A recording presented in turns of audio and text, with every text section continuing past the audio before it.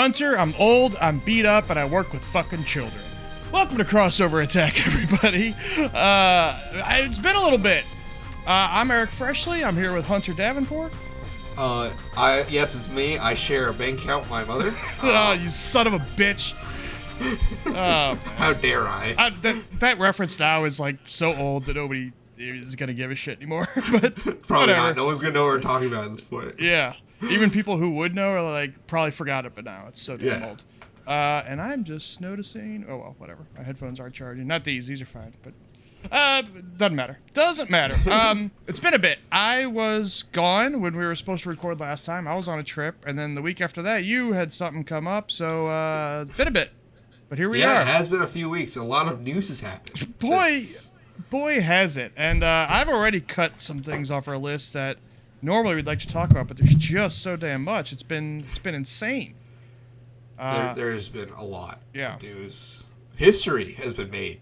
Sure. In the past couple weeks. Yeah, you're not good history, but wow. Well, in several respects. But let's get into games. I'll go first because I've been playing Wolong. Well, I did play Wolong Fallen Dynasty. Ooh. The demo came out right after TGS, Tokyo Game Show. And I played it co-op. My stream's up now. You can watch it youtube.com/FreshlyStreamGames. And I played it co-op, and I am a Soulsborne version until now. And so is Lisa, who I played co-op with. I've never played a Dark Souls. Didn't play Elden Ring, Bloodborne, none of that shit.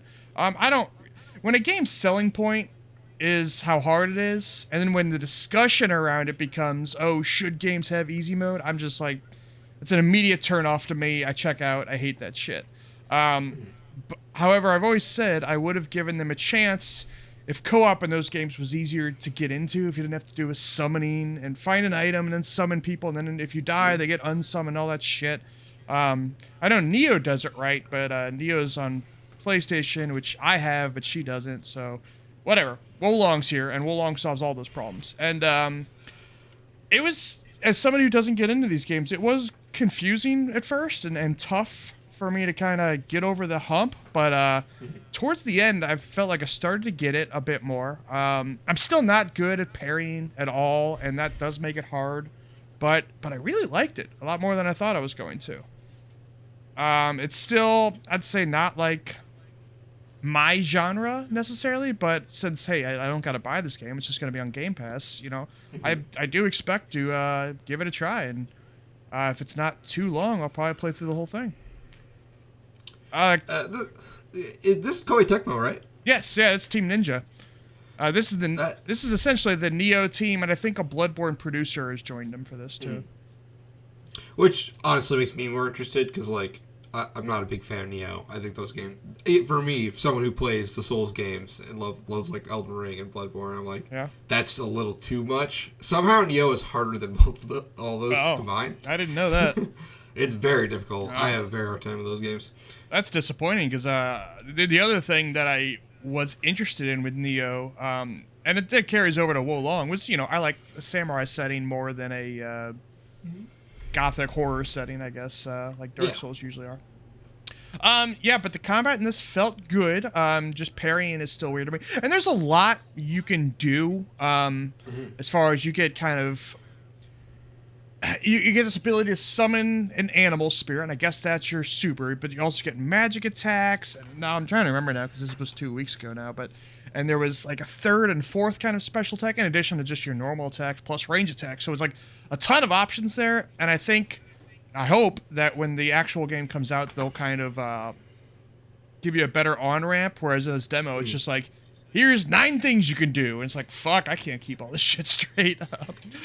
So, but I do like it a lot, and I want to give it more of a go, and I think with more of a tutorial that the main game should have, and more of an on-ramp, like I said, I think it's something I'm really going to get into.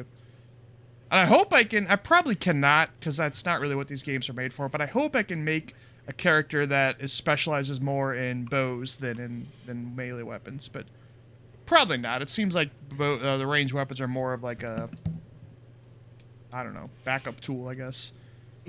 But I don't know. Tell me about Final Fantasy. So I'm playing a lot of Final Fantasy 14. After, so I was playing on Adamantoy's server, and that was really fun. But like none of my friends play on Adamantoy, so I switched over to Fairy server because they finally let you create a new character. For a while you couldn't because I guess there was too many people on the server. It's actually called Fairy server. It's kind of funny. Yeah, it's called Fairy. All right. Yeah. I really like this game. It's the first MMO I've ever played that I was like immediately like enthralled with. Do you count Destiny as an MMO? Not really. That doesn't really feel like an MMO to me. All right. That's more of like MMO like I'd call it. They I remember. This is a side tangent, but when Bungie split off from Activision, like the first kind of video presentation they did, they were careful to say we are an MMO. We haven't been allowed to say that for the last couple of years, but now we can. We're an MMO. That was kind of a funny thing. Sure. Yeah. Yeah. Final Fantasy 14 has a great story. The music's great, and just it's the first MMO I'm kind of like thinking about starting to get into multiplayer stuff instead of just the story stuff. Even for like the story stuff for an MMO is actually really good. So they actually put a lot of thought into the game's actual story. Are you on PC? It's very rare. Are you on PC or PlayStation? I'm on PC. Eventually, I've heard Phil Spencer wants to get Final Fantasy 14 on Xbox, so I'll probably switch to that at some point. Yeah, he's unfortunately been saying that for a few years now. It's not going to happen. I don't know. I would like it. I'd like to give it a try. I don't know if it'll be for me, but you know, and like, of course, I have a PlayStation, so I could play it, but you know, my co-op partner does not. So usually, PlayStation is single-player games for me. But, what class you playing? I'm playing a pugilist right now. I'm a Lalafell pugilist. If you don't know, I don't. Lalafell is like a little potato person. Okay. And so I use it. I'm a potato person who uses his fists to defeat things. Nice. Yeah, it's sick. Is that I don't know exactly how this works. Is that are there classes after that? Like, is there is that an advanced class or I don't know. So the thing about Final Fantasy 14 is you can switch classes at any time to anything really. Okay. As long as your level's like parity, I think, with the starting quest. But like if I wanted to, I could go healer, if I like a healer class or a tank class, and just like switch off, but still also have my pugilist class. But I mean, on kind of the pugilist tree, is that the top? Oh, it's just straight pugilist. There's no second form. Gotcha. That's what I was getting at. Cool. I think, like I had mentioned during the Wo Long thing, I like samurai, so I feel like if I were to play that game, I would probably play as a samurai. But the videos I've seen of it make it seem complicated, so I don't know. It's very complicated. Okay, so maybe that wouldn't be the class for me. I'd have to figure out something else. I don't think you also get samurai starting out. You kind of have to build up to that. Yeah, I think that was part of an expansion from what I've read. Yeah. So that makes sense. But maybe I'd go with what's the jumping class called in all those Final Fantasies? The jumping? Dragoon? Oh, Dragoon, yeah. Dragoon is in there. Maybe I'd do that. I don't know.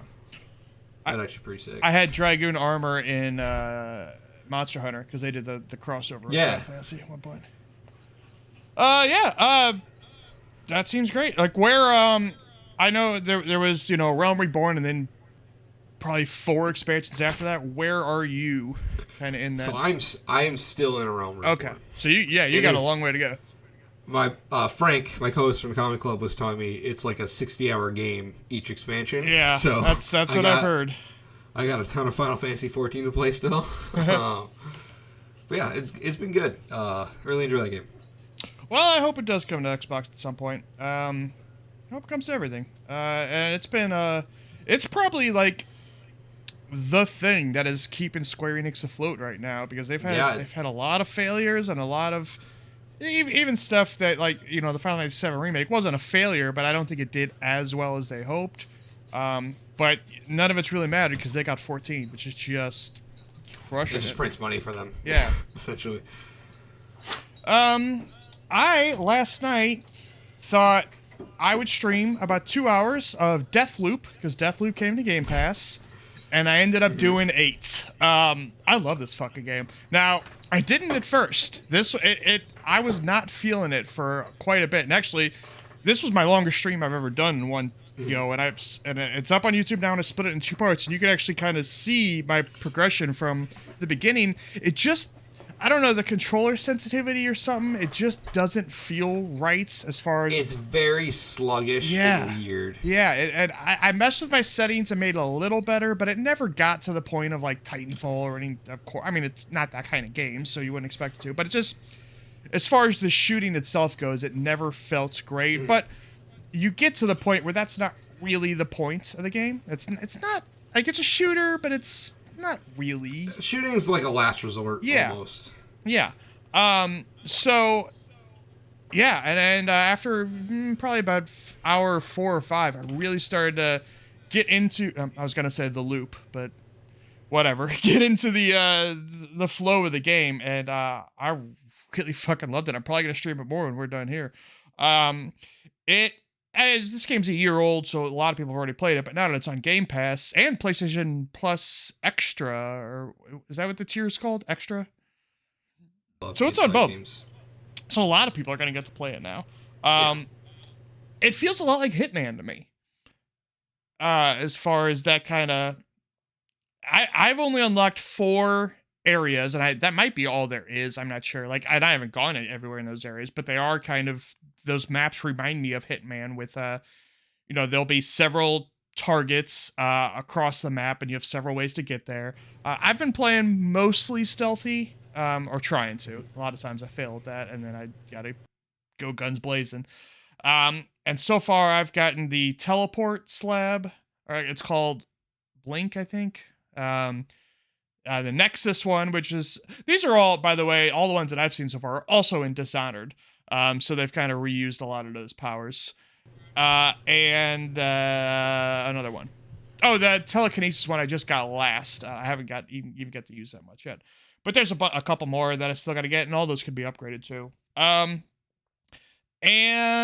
yeah, I'm really starting to understand kind of what I'm supposed to be doing.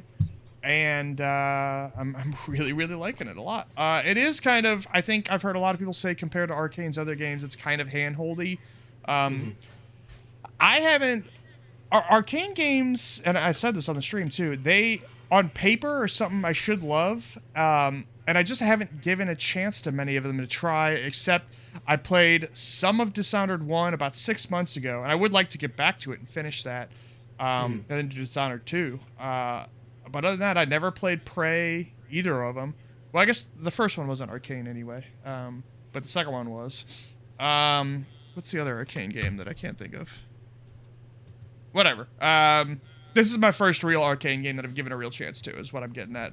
And maybe, if I finish it, I might go back to Dishonored and Prey. But anyway, I really, really like Deathloop a lot, and I think I'm going to see it out. Probably going to play it more tonight. Deathloop was a game I kind of bounced off of. I don't like the way that... I had the same problem with Division, in that I hate the way the guns feel in Deathloop. Yeah. I can't stand it. It took... I Googled kind of see what other people did with the sensitivity settings and everything, and I did that, and it made it a little better, and it really... But still, even with that, it took like 3 hours or so to kind of get the feeling. Yeah, it's definitely not a straightforward shooter, but like it does... feel like it's kind of presenting you with the option to be a shooter, and it's not a very good shooter. Yeah, and I get the sense that a lot of their games are like that, which actually makes me slightly worried about Redfall, because Redfall does seem more action-based than a lot of previous games, and I hope they can really get the shooting down with that. Hopefully they...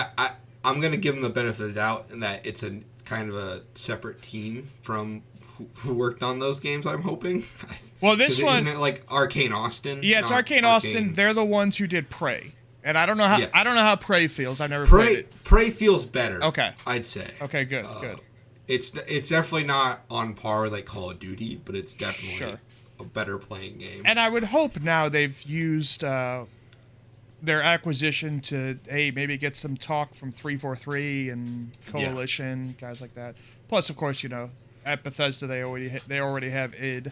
Although I think it's going to be a different feeling game than Doom. I did put it on. I thought about putting it on where my friends could invade, and then nobody of my friends was playing. Plus, my schedule, I play at like 4 a.m. anyway. So yeah. I just turned it on single player. I'm letting.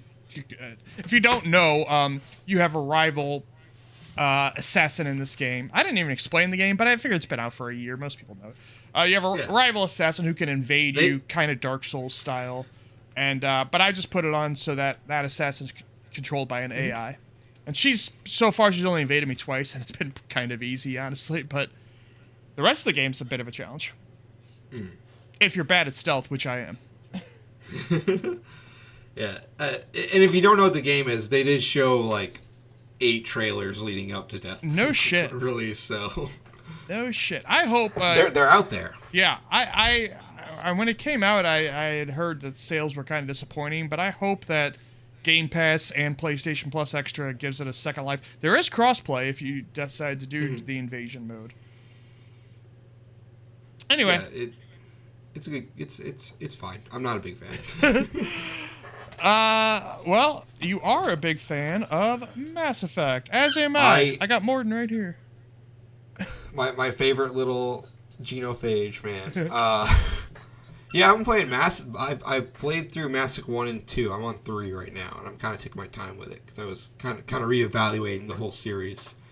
Yeah, I was gonna ask. This is not your first time, right? This is definitely not my first time. It is, however, my first time going through 3 with all my crew alive. Oh wow! Yeah, I've never done it before. And, wow. It is a slightly different experience. It's not that different from what I remember. Who do you usually have killed? Usually it's Lawson and. Oh no! Before I realized Jack died my first playthrough. Yeah. And a couple others, I think, because I didn't realize you had to upgrade the Normandy too. First. Yeah, that game's great. Those games are great. Right now I'm playing through 3, and I used to hate 3, and now I'm playing it. I'm actually I really like this game. Mass Effect 3, until Monster Hunter World came out, Mass Effect 3 was my favorite game of all time. But a lot of that was because of the co-op mode, which is not multiplayer. Yeah, which is not in this Legendary Edition. I think the passage of time has benefited Mass Effect 3 in a lot of ways, because it definitely it's not as good story-wise as 2 and 1, but like there are it is as like a finale of like you are finally about to fight the Reapers. It's really well done. Yeah, it feels like you're literally at war. That's how good it entrenches you in that kind of mindset. And you're right about all that. And the kind of knock against Mass Effect 1 and 2 were like, well, the combat's not great, but that's not what you're there for anyway. And Mass Effect 3, I think they get to the point where you can say that combat's pretty damn great. Yeah, it's fun. Yeah. I enjoy the cover aspect. The guns feel great. They got some just a variety of they introduced the weapon modification, and that works amazing. Yes, because it feels like you can vary the guns so differently.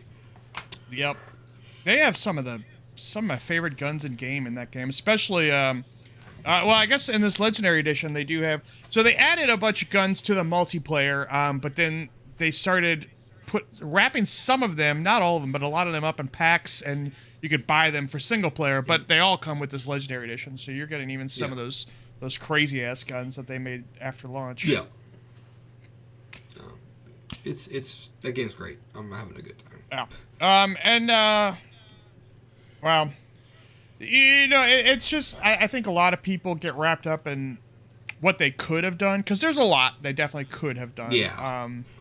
Some of that ending is still. I know. I'm kind of dreading it a little bit. I know, and I'm treading lightly here because I'm still trying to get Lisa to play through the series for the first time, and I know she's gonna listen to this.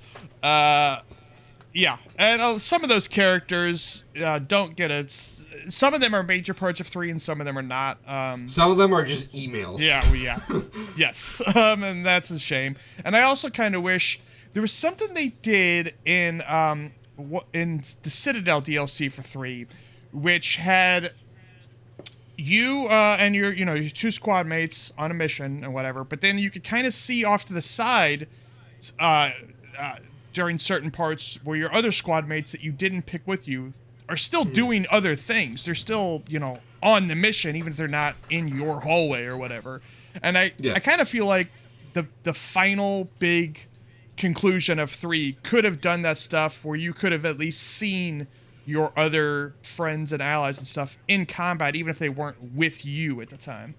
Yeah, because they give you that the war asset menu, right, and you can see what you have. Even because I did the Leviathan stuff, and that would be interesting to see in an actual cutscene. Yes, how he affects everything. Absolutely.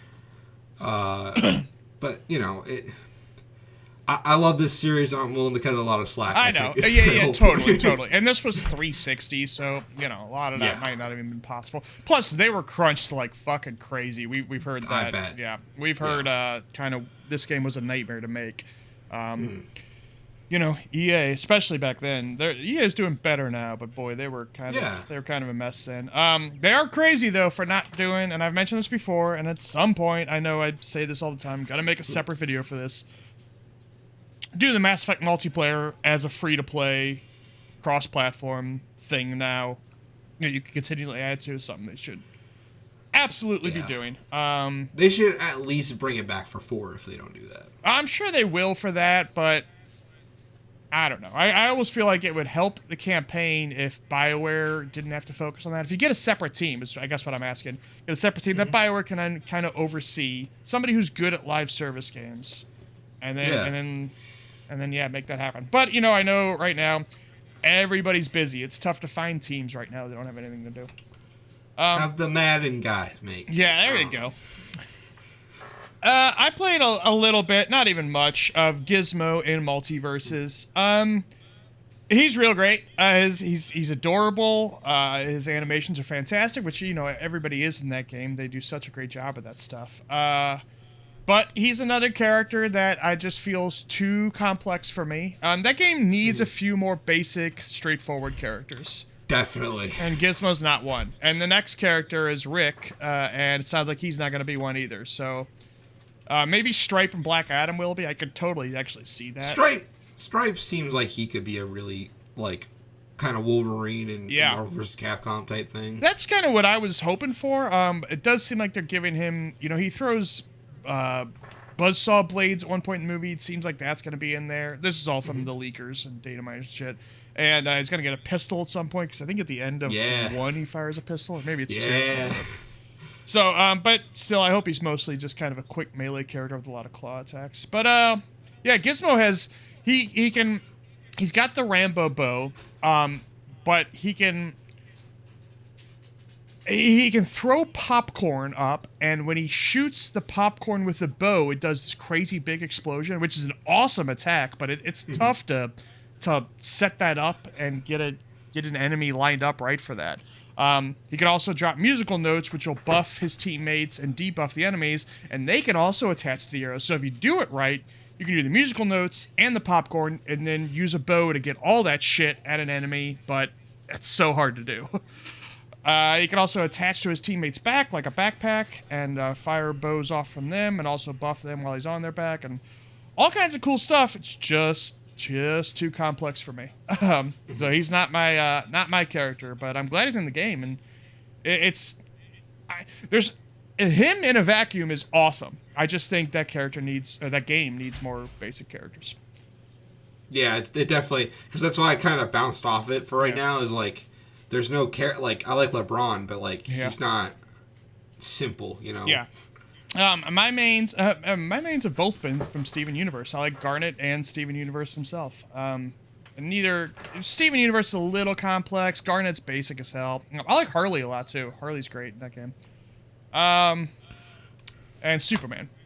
Superman's the best. Superman is awesome. Let's see. Is that it? That is it for games. Now we get into this mountain of news. Oh God, there's so much. Top story, Jim Ryan's upset. He's mad. We got some new Jim Ryan quotes. Oh boy, do we ever. And then some Satya Nadella quotes. We got quotes on quotes on quotes. So, I don't know if you heard, but Microsoft is acquiring Activision. Who knew? Yeah, crazy. Crazy times we live in. And they have said that Call of Duty is going to remain on PlayStation.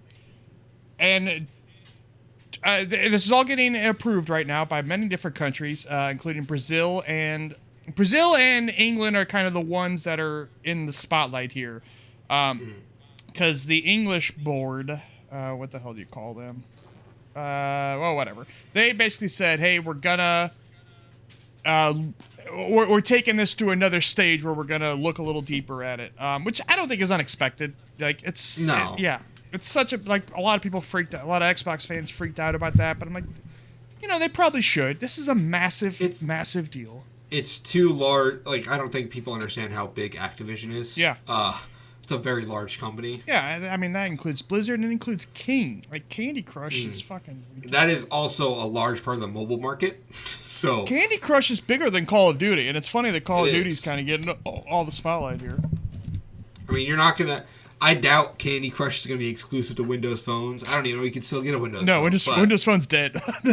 It's been dead for a long time. But yeah, it's pretty crazy that Call of Duty is the thing that's being argued over here. So, Microsoft said, we're going to keep it on PlayStation. Jim Ryan has come back and said their offer is inadequate on many levels, as I quote.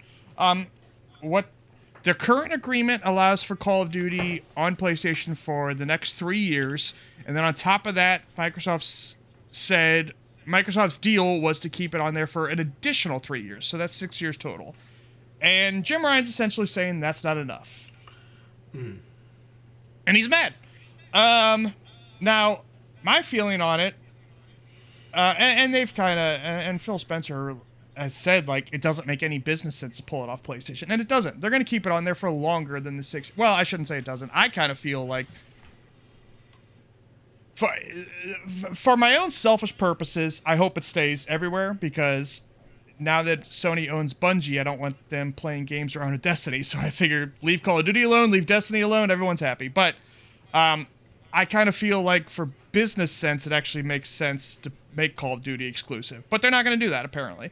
All their talk is they're going to keep it on there longer. Now, I guess what Jim Ryan wants is them to say, well, just agree that you're going to do it forever. But that would be stupid. It's too much. Yeah, that would be stupid. Also, can they even say that? Yeah. Without, that's another thing. Is no, I don't. They can't. They've got their nuts, their nuts in a vice, essentially. Yeah, no. They can't say anything. You're right. I don't think they can say that. You can't just make a deal in perpetuity. It's something that has to kind of come up. Because, hey, in 6 years from now, who knows where the hell we'll be? I mean, at that, I doubt, if you look at, if you look at the PlayStation and PC and all these numbers, I think it probably does make a lot of sense to keep it on PlayStation. I think there's enough money there that it's going to matter. Oh, yeah. On the other hand, though, the thing is, if Xbox, it's the ultimate gotcha eventually, is Xbox going oh, nope, Call of Duty's on Xbox now. Right. Yeah. If that's going to happen, it's going to happen at the next console generation, my feeling is. But it probably won't happen at all. But anyway, so... But Jim Ryan has no power here, honestly. Doesn't. I don't want to say fine. I don't want to say you're lucky to get anything, but also you're kind of lucky to get anything. However, also I will say, I think people are making too big a deal about this. Jim Ryan, as much as I think it's a stupid kind of quote and it's all just silliness, it's also what he should be saying. His job right now is to try to get Call of Duty for as long as he possibly can in writing. And this is negotiation. Yeah. I guarantee. Yeah, it absolutely is. And Microsoft's job is to, even though they don't want to take it away from PlayStation, they don't want to necessarily be locked down by an agreement for a long term. Yeah. So their job is let's agree to as short term as much as possible, and we'll re-up and re-up and re-up as we need to. That's what would be better for them. And to the PlayStation players, it ultimately doesn't make a bit of difference at all. And then Jim Ryan came out with another quote. Where the hell is it? My God, Jim Ryan. I know. Where is it? The protecting gamers one. I'm dying for it. You keep talking for a second. So I wonder if Jim Ryan is excited for his friend Sean Layden. Yeah, well, in his new position. We're gonna get to that too. You know, just great people all above this company. Oh, it's driving me crazy. Anyway, well, I can't find it now, but essentially, when England said we're going to take this to the second stage, Jim Ryan said we're happy about this. That England is protecting gamers is the quote there.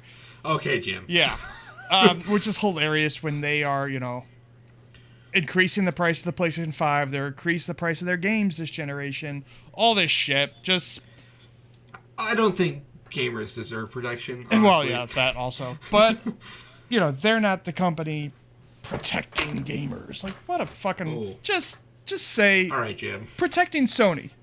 Protecting Call of Duty on Sony is the accurate thing here. Thank you for protecting me, Jim Ryan. Yeah. I'm going to buy your $40 Sly Cooper poster now. Is that $40? Are you shitting me? It's something crazy. That is the most God. expensive merchandise I've ever seen in my life. I didn't look at the prices. Jesus Christ. It's not good. So then also just yesterday, Satya Nadella came out and said, we're confident it's going to go through. We're very confident it's going to go through. And hey, if we are, if their job is to protect competition, then let's have competition. Yeah. Blah, blah, blah. Honestly, I think Jim Ryan should put his money where his mouth is and make another shooter. I think that's just... Absolutely. He should just compete, There is, okay, again, I don't think Call of Duty's going anywhere. But if it does, yes, there's absolutely a vacuum there. Even if it's not from Sony, stuff like Battlefield's going to benefit from that. But yes, and they are making some shooters. Of course, they have Bungie. And I think Firesprite is making... Is it Firesprite or... No, Deviation... I think it's Deviation Games. Isn't Firesprite making that weird driving game? Or... Firesprite's doing Twisted Metal, but I think... Oh, right. But right. I think they are big enough to have 2 games in the works. Probably. We know Sony's doing like 10 games, live service games. I'm pretty sure Deviation Games one is a shooter, and Firesprite might also be another shooter. But, they have a good... A pretty solid a library of SOCOM, Killzone, Resistance. Now, of course, are any of those Call of Duty? No. But, hey, no. If Call of Duty got pulled off PlayStation, then maybe Call of Duty is not going to be Call of Duty anymore. And there's an opening. Realistically, all you need to do is just make one of those games Call of Duty, essentially. No shit. Yeah. But anyway, ultimately, it's all just kind of a big drama show for nothing. I think it is. It's fun and I don't know. On one hand, it's fun. On the other hand, it means the console warriors have been fucking ramping shit up. Which not that they need an excuse for it anyway, but they're gonna do it anyways. Yeah. All this being said, Modern Warfare 2, that beta that's going around, I was watching some clips. Yeah. And I actually am really interested in that game now. Is the beta only on PlayStation still, or is it moved over? I'm not sure. I've only seen Tom Henderson and stuff play it. Okay. I don't ever think I saw. But that game looks cool. Yeah, Jeff Gershman has been. He had a ramp up of not liking it much at the beginning. Now he's starting to like it. It seems. Yeah. I have just never been a Call of Duty guy, and not because I'm against it or anything. I don't know, for whatever reason, I just never really gave him much of a chance, except for Call of Duty 2 at the Xbox 360 launch. I don't hate them. It gets a lot of a backlash online. I just never really did it. Maybe when they all come to Game Pass, maybe I'll give some of them a try. I wish I did try, because I've talked before a million times. I like co-op PvE modes. I've tried some of Zombies mode, and that didn't click with me. I wish there was just more of a Horde mode that wasn't necessarily Well, like Complicated. zombie. Well, yeah, that too. But also, zombies is always kind of a separate, or at least recently, it's been kind of a separate setting, like the new 80s and shit. Just give me like in Modern Warfare or in Black Ops or whatever, it's some kind of PvE. I think they had something like that. I want to say in Modern Warfare 2. I could be wrong, but like. Yeah. Well, not this Modern Warfare 2, right? The old Modern Warfare. No, the 360 Modern Warfare 2. I think you're right. It was something called like Fire Team mode or something like that. And I was also going to mention that Black Ops 3 was 3 the only multiplayer one, or well, whatever. One of those games I don't remember did actually have co-op in the campaign. So maybe at some point when they all come to Game Pass, I'll do that. But anyway, that's what I would like out of it, because I'm not a big PvP guy. And I feel like I've mentioned that a billion times. But yeah, I don't know. Call of Duty seems cool. Maybe I'll try them all when they come to Game Pass. GTA 6 is real. And it sure is real. And you can see a lot. Well, maybe it's tough to see now, but there was a couple days there where you could see a lot of this crappy looking video game that got leaked. Looks so bad. Well, graphics are the first thing done if you know anything about development. Yeah. They bake in the lighting. Anyway, what we're getting at, and I'm sure everyone's heard about this by now because this was insane. It has, I call it a leak, but that's not even accurate. This was hacked. This was a fucking crime. This was not on the level of what Jason Schreier and Jeff Grubb and Jez Corden do in the slightest bit. No. This is a very bad thing that happened. Yes. This asshole, who they've now caught, by the way, just yesterday, I believe. He was a 17-year-old kid, by the way. Yeah, in London, I think. Yep. Hacked into Rockstar's Slack, I believe, and he got out 90 videos of GTA 6, which apparently were not even current videos. They're like a year old or something like that anyway. It looks very, like, not like, I'm not saying this is going to be the final product, because I don't want to be lumped in with those people. Yeah, I know. But to me, it did look like it was kind of looking similar to GTA Online at the time. It absolutely did, but like you said, I'm not going to make a judgment about it now. There's no way it looks like that anymore. Yeah. Like, and it certainly won't by the time they're done anyway, because even like, all right, this footage isn't current, and even if it was, we still got a long way to go before they're done anyway, so. We're not seeing the people who were like, "Oh, this looks so bad." I was like, "We're not seeing this game till like 2026, right. Guys." Yeah. So yeah, like the footage didn't excite me, but also that doesn't mean anything. It wasn't anything. Though. That's the problem. It's irrelevant right now. Yeah. So yeah, this was very, very bad. Now, I don't know. I have this guy should fucking go to jail for this. But also, yeah. I don't think it's gonna hurt Rocks. Like, the game's still gonna sell. It's gonna kill sales records. Like, it's going to probably outsell GTA 5 if I had to guess. I understand they wanted to reveal the game on their own terms. I get it, and that sucks. I'm not trying to downplay that, but also like there was some kind of I don't know, maybe over dramatic reactions to this. Like, they're gonna be okay. Like, this is the game's gonna. Now, I will say though, it sounds like, and he might have got a hold of the source code, and that is a whole different. That is yes, and he was very openly trying to blackmail Rockstar. Yes, that is. If the source code got out there, then yeah, that's a nightmare scenario, and that's bad. They might have to scrap most of the game and redo it if that was the case. So that's a different story. But so far, I don't think the source code's actually gotten out. No. I will say, I understand why it's hard for devs, because like I've heard horror stories of how like this stuff happens and the game gets like pushed back because marketing's like, well, we were going to reveal it, now we can't because people already know. Let's wait a little bit.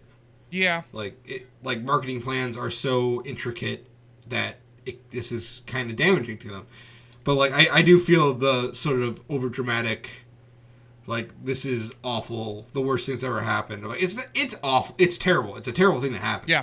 But I feel like it's not someone, sending death threats to a studio. Right.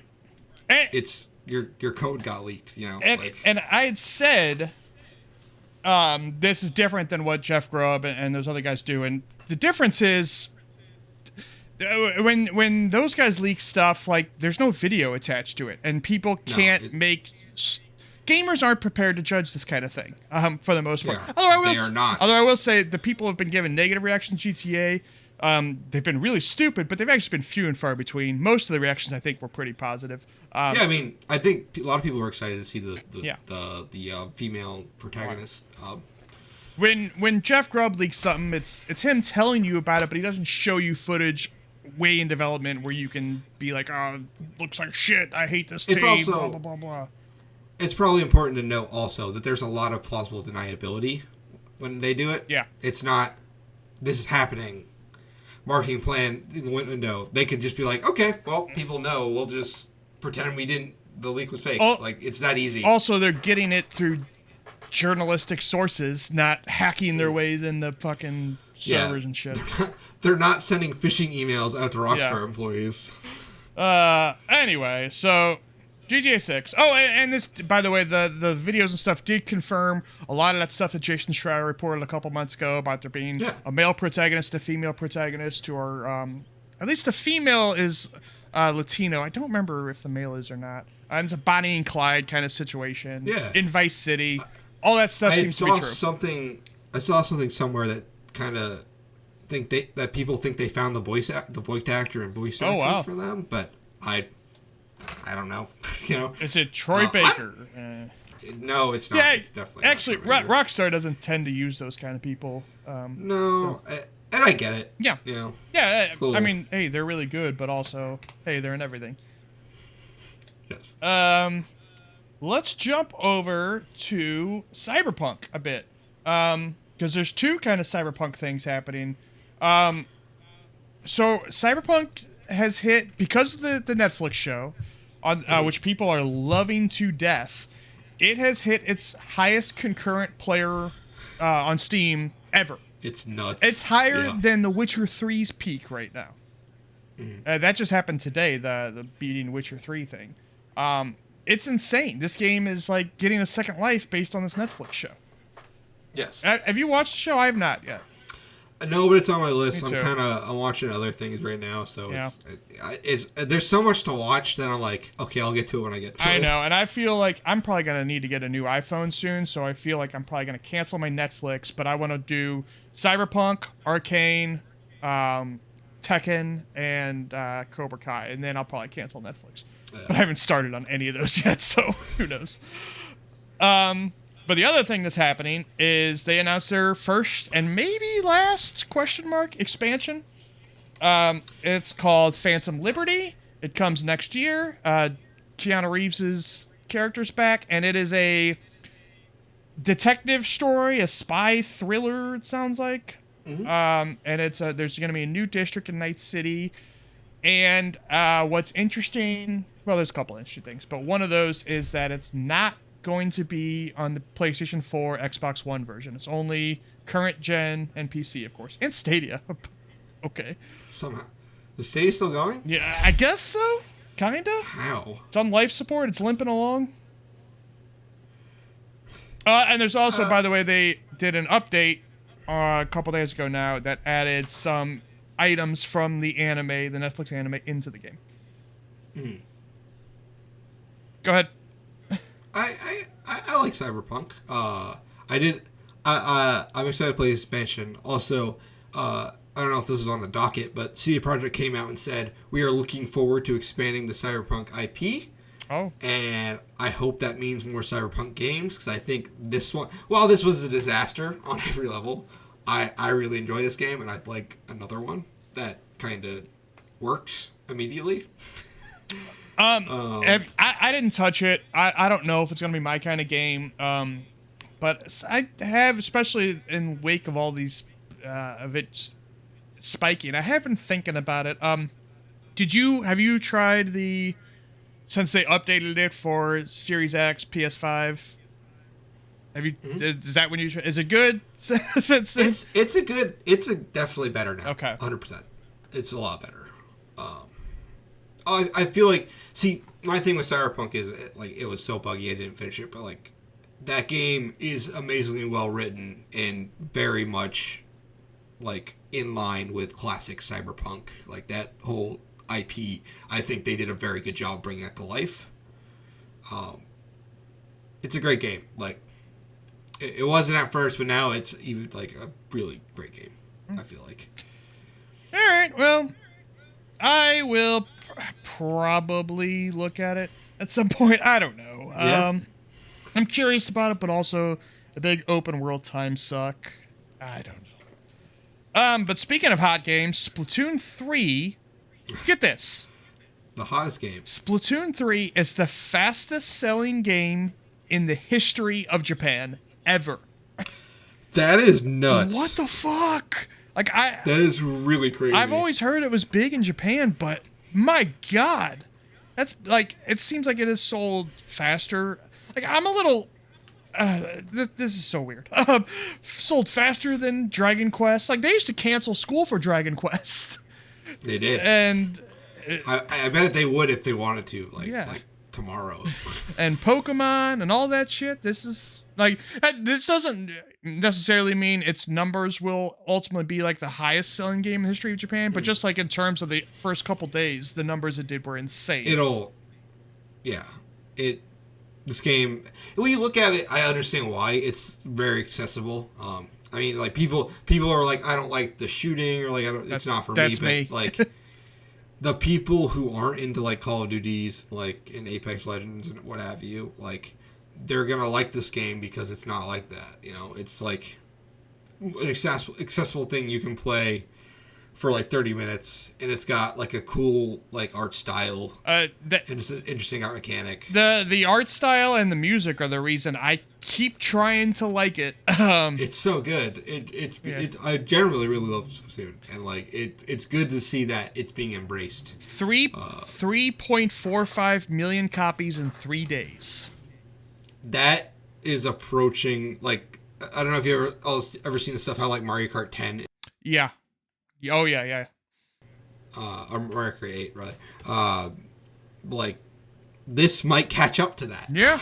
This might be number 2. It totally could. And I also think another big reason for especially Japan, idol culture is so big over there, and Splatoon embraces that a lot. You know, the pop star shit. Yeah, it's huge. Unbelievable. And, hey, God bless them. You don't see, like, I'm trying to think, has Nintendo launched a new IP since, like, newer than Splatoon that has been a big deal? Like, they've tried some stuff, but, I don't know if any of I feel like the last one was almost Xenoblade, but that's not as big. Yeah, and Xenoblade was before Splatoon. The first Xenoblade was. That was a Wii game. That felt like, to me, the first one. Everything else is just like Mario and like Zelda. Yeah. And I feel like there's, smaller stuff like Snipper Clips and stuff, which I love Snipper Clips, but that's not the kind of level we're talking about here. Yeah, so... I mean, Mario plus Rabbids felt big when it was announced, but it was never as huge, I'd say. Well, I was going to mention Mario plus Rabbids later on, but let's just mention it now. They announced... Well, actually, let's not mention it now, because that's part of the Ubisoft show. Never mind. We'll talk. I have things to say about Mario. That's a tease for later. Let's jump back. There's so much here. Let's jump back to PlayStation real quick. They added a new studio, but it's not one you're going to be excited about necessarily. Savage Game Studios, who does mostly mobile games. And they also established a mobile division, separate from their console game division. So this will not be the last mobile studio they acquire. I think it's smart, honestly. Yeah, it absolutely I don't play mobile games, but like there are entire countries whose seemingly their entire economy is based on mobile games. Well, I mean, even here, they're bigger than console games, as much as, we don't like to talk about that. Like, they just are. That's why I mentioned, we mentioned earlier, that Candy Crush is bigger than Call of Duty. It just is. It is. Yeah, I mean, it's a fact of life. Yeah. It bums me out. Like that. My yeah, it's not potential something I'm future totally kids excited will about play here, but a phone game other than Mario. But I know I did. Before I went on my trip, I had gotten, if you have the Target app or the Best Buy app, you can get Apple Arcade for like 6 months. I did that, and I downloaded some games, and I still just haven't played them yet. I don't know. Who knows if I will. I did play a little Choo Choo Rocket, but that's about it. I'm gonna play Disney's Mirrorverse eventually. I have it on my phone right now. Nice. So I guess one of my questions is, do you think they'll be making mobile games based off PlayStation IP, or will they just do like a totally separate new IP, their own thing? I think they'll do a mixture of both, honestly. What are any kind of PlayStation IP you think would fit well as mobile stuff? I know at one point they did an Uncharted card game. Yeah. I'd say like Daxter maybe. Nice. Daxter 2 on the phones. Yeah. Yeah, you know, I still think when I think of mobile games, I'm still thinking like Match 3 stuff, but I guess that's really not totally fair. Like you know, that Fantasian game is a mobile game. There's straight up MMOs on phones. Yeah, Genshin Impact is on your damn phone if you want it. Yeah. So yeah, I don't know. It's just I can't play games like that. I could see them making a Genshin clone like tomorrow. They honestly could. I could see it happening. By the way, we mentioned Final Fantasy coming to Xbox. Genshin needs to come to Xbox too. That is more likely than FF14. Anyway, that's enough mobile games. Fuck that shit. NetEase acquired Quantic Dream. Anything to say about that shit? I got a lot to say about Dream.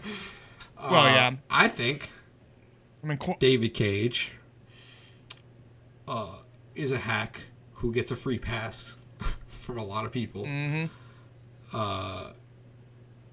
I think he's getting less of a free pass recently. I think people are starting to wake up. Yes. People are starting to get more angry about it. Especially, I think now that the Star Wars license has been handed over to Quantic Dream somehow without any vetting. That's the most concerning part, is Disney did not vet this at all. It's fucking insane that they are doing a Star Wars game. Although, I kind of expect that game to not come out. It's probably not going to happen. It sounds like they are having trouble getting people to want to work for them. Who knows why? Yeah, I don't know why. And the game is already like scheduled for like 2026 or some shit. I probably just won't happen.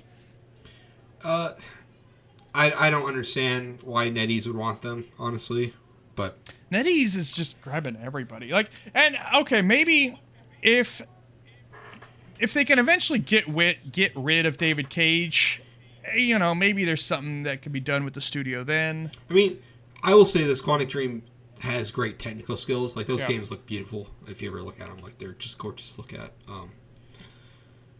It's a shame about everything else. Yeah, and I think they're so badly written. God, they are terrible. He's not a very good writer. Oh boy. So yeah, and NetEase is grabbing up a lot of people. I mean, everyone's grabbing up a lot of people, but NetEase is kind of one that's sneaking under the radar a bit. They got all those Yakuza staff people over there now too. They did. They're already a pretty big deal, and we're gonna be hearing about them a lot soon. Do they have like Tencent started? So, you know, Tencent doesn't have the best reputation. So they have kind of... I wonder why. Yeah. They've kind of started publishing games under a different name. And now I forget the name. I forget what the name is now. Is it like Netmarble or something like that? No. Isn't it... So, it's something very unassuming. Yes, yeah, it is. And they put on like their own little mini showcase at E3. So not Embracer's a different thing. Yeah. Is it Wholesome Games? No, definitely not. Publish. I'm Googling it now.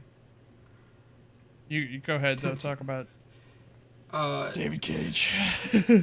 David Cage. I hate David Cage. I honestly really hate Quantic Dream games, and that's one part of the problem. I also think ever since a big news story about David Cage saying, I don't, like, apologies for repeating this, but he said, in my game, women are whores. Yeah. And he gets a free pass because people liked Detroit Become Human somehow. And he also said, And this is possibly even worse. I apologize for this. He said something like, "We don't make games for faggots" or something like that. Yeah, like fuck you, awful. dude. He's a terrible person. Yeah. Like he's just not. I hate him. I honestly just hate him. Yeah, I do too. Oh, this is driving me crazy. I can't find the name of this thing now. I know what you're talking about though, because they at this point, it seems like a very hostile environment for them. Yeah. Well, let's go ahead and jump to Has NetEase put out a game? They were big mobile people who are now jumping over to consoles. So they put out a million. They're a Chinese company, by the way. They put out 1 million mobile games, but now they're trying to jump over to do bigger games. I am going to lose my mind if I can't fucking think of who that is. They did Diablo Immortal. Oh, good. Yeah. That's great. You know what they published was Naraka Blade Point.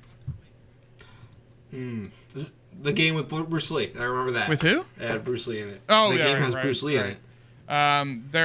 They've got that Where Winds Meet game coming, which was shown at the... that looks pretty cool. That does look very cool. Yeah, and then beyond that, it's a bunch of mobile games. They did Sky with that game company. If you remember that. Oh, okay. Yeah. All right.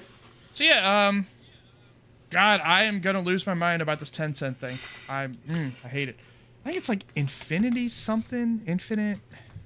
I remember the showcase. Yeah. There's a bunch of shit there that was like, this is very strange. I know. They did it at E3, and I think they've also did a small commercial at the Game Awards where it was like a big montage of their stuff too. But anyway, they just don't want to say Tencent. But Sean Layden will say Tencent because they now... He works there. Yeah. They brought in...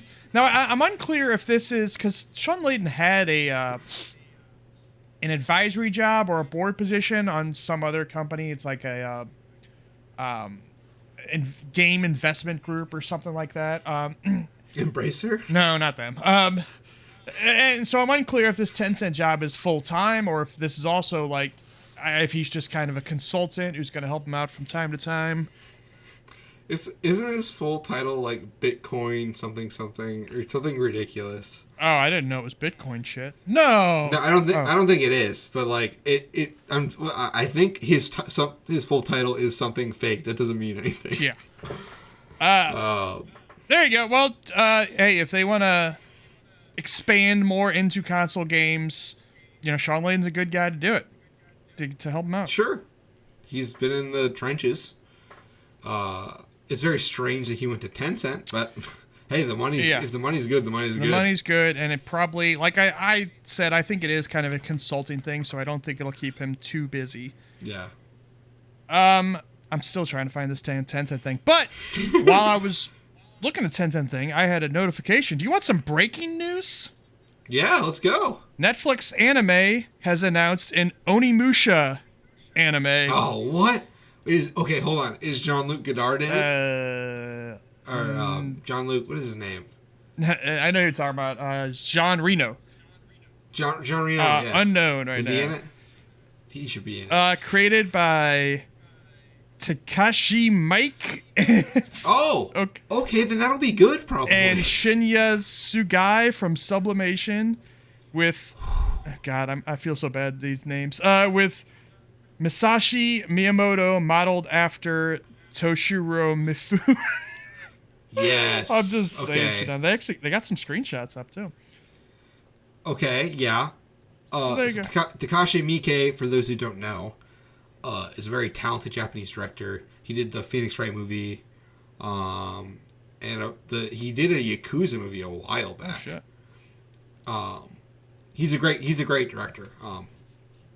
Very respected. Level Infinite is the Tencent thing. Level Infinite. God, that was driving me fucking nuts. That is the most Doritos Mountain Dew name I've ever heard of. Yeah, but they've got a pretty good slate coming up. But anyway, that was just driving me crazy. So yeah, Onimusha. How about that? Yeah. Hey, if Takashi Miike is on board, I'll watch it. No date attached to that yet. So, So let's see. That was Sean Motive thing. So we have a bunch of like showcases. I'm kind of waiting for those to last because they're kind of old now, but also because they're like a bunch of them. There's a lot. We can kind of group them all together. Yeah. Let's get into some Xbox stuff. Halo. Sure. Boy, what a mess.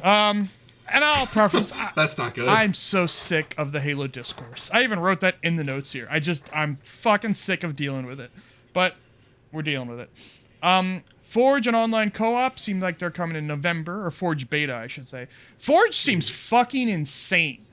There's been... Yeah, I've heard some stuff. They've been leaking stuff for the past couple months, and now they've actually started to roll out. They're doing a series of videos, 4 videos of them kind of showing it, and they've shown 2 of them already. It's nuts. Like, this is a full-blown level editor. And not just like it was before, kind of... I don't know. And I don't mess with Forge that much. I like to play other people's levels. I don't like to make my own, but... This seems like the tools... almost as powerful as the tools 343 themselves uses. Mm-hmm. It's crazy. People have already... There have been leaks of people recreating PT 1-for-1. That's nuts. People making Andy's bedroom from Toy Story. God, just all kinds of crazy stuff. People making Doom levels. This is enough to get me back into Halo I think Infinite, this is going to save the game. I really do. And I feel like a lot of people don't really talk about much is how big Roblox is. And Roblox is console exclusive to Xbox. I feel like between Roblox and Minecraft... Xbox has kind of learned that, hey, it's maybe more important to give the community the tools to create shit instead of us creating a bunch of shit. I think, and they do a bunch of, like, they have partnerships with Arc and stuff like that. They are really into community creations, and I feel like that's kind of where the future of at least Halo Infinite's going to be, is not so much in... Hey, not the Call of Duty model of, hey, we're going to release maps every couple months and weapons every couple months. It's like, we're going to give you a shit ton of tools and let you guys take the wheel. Yeah. And I think it's going to work. I think it's going to be massive.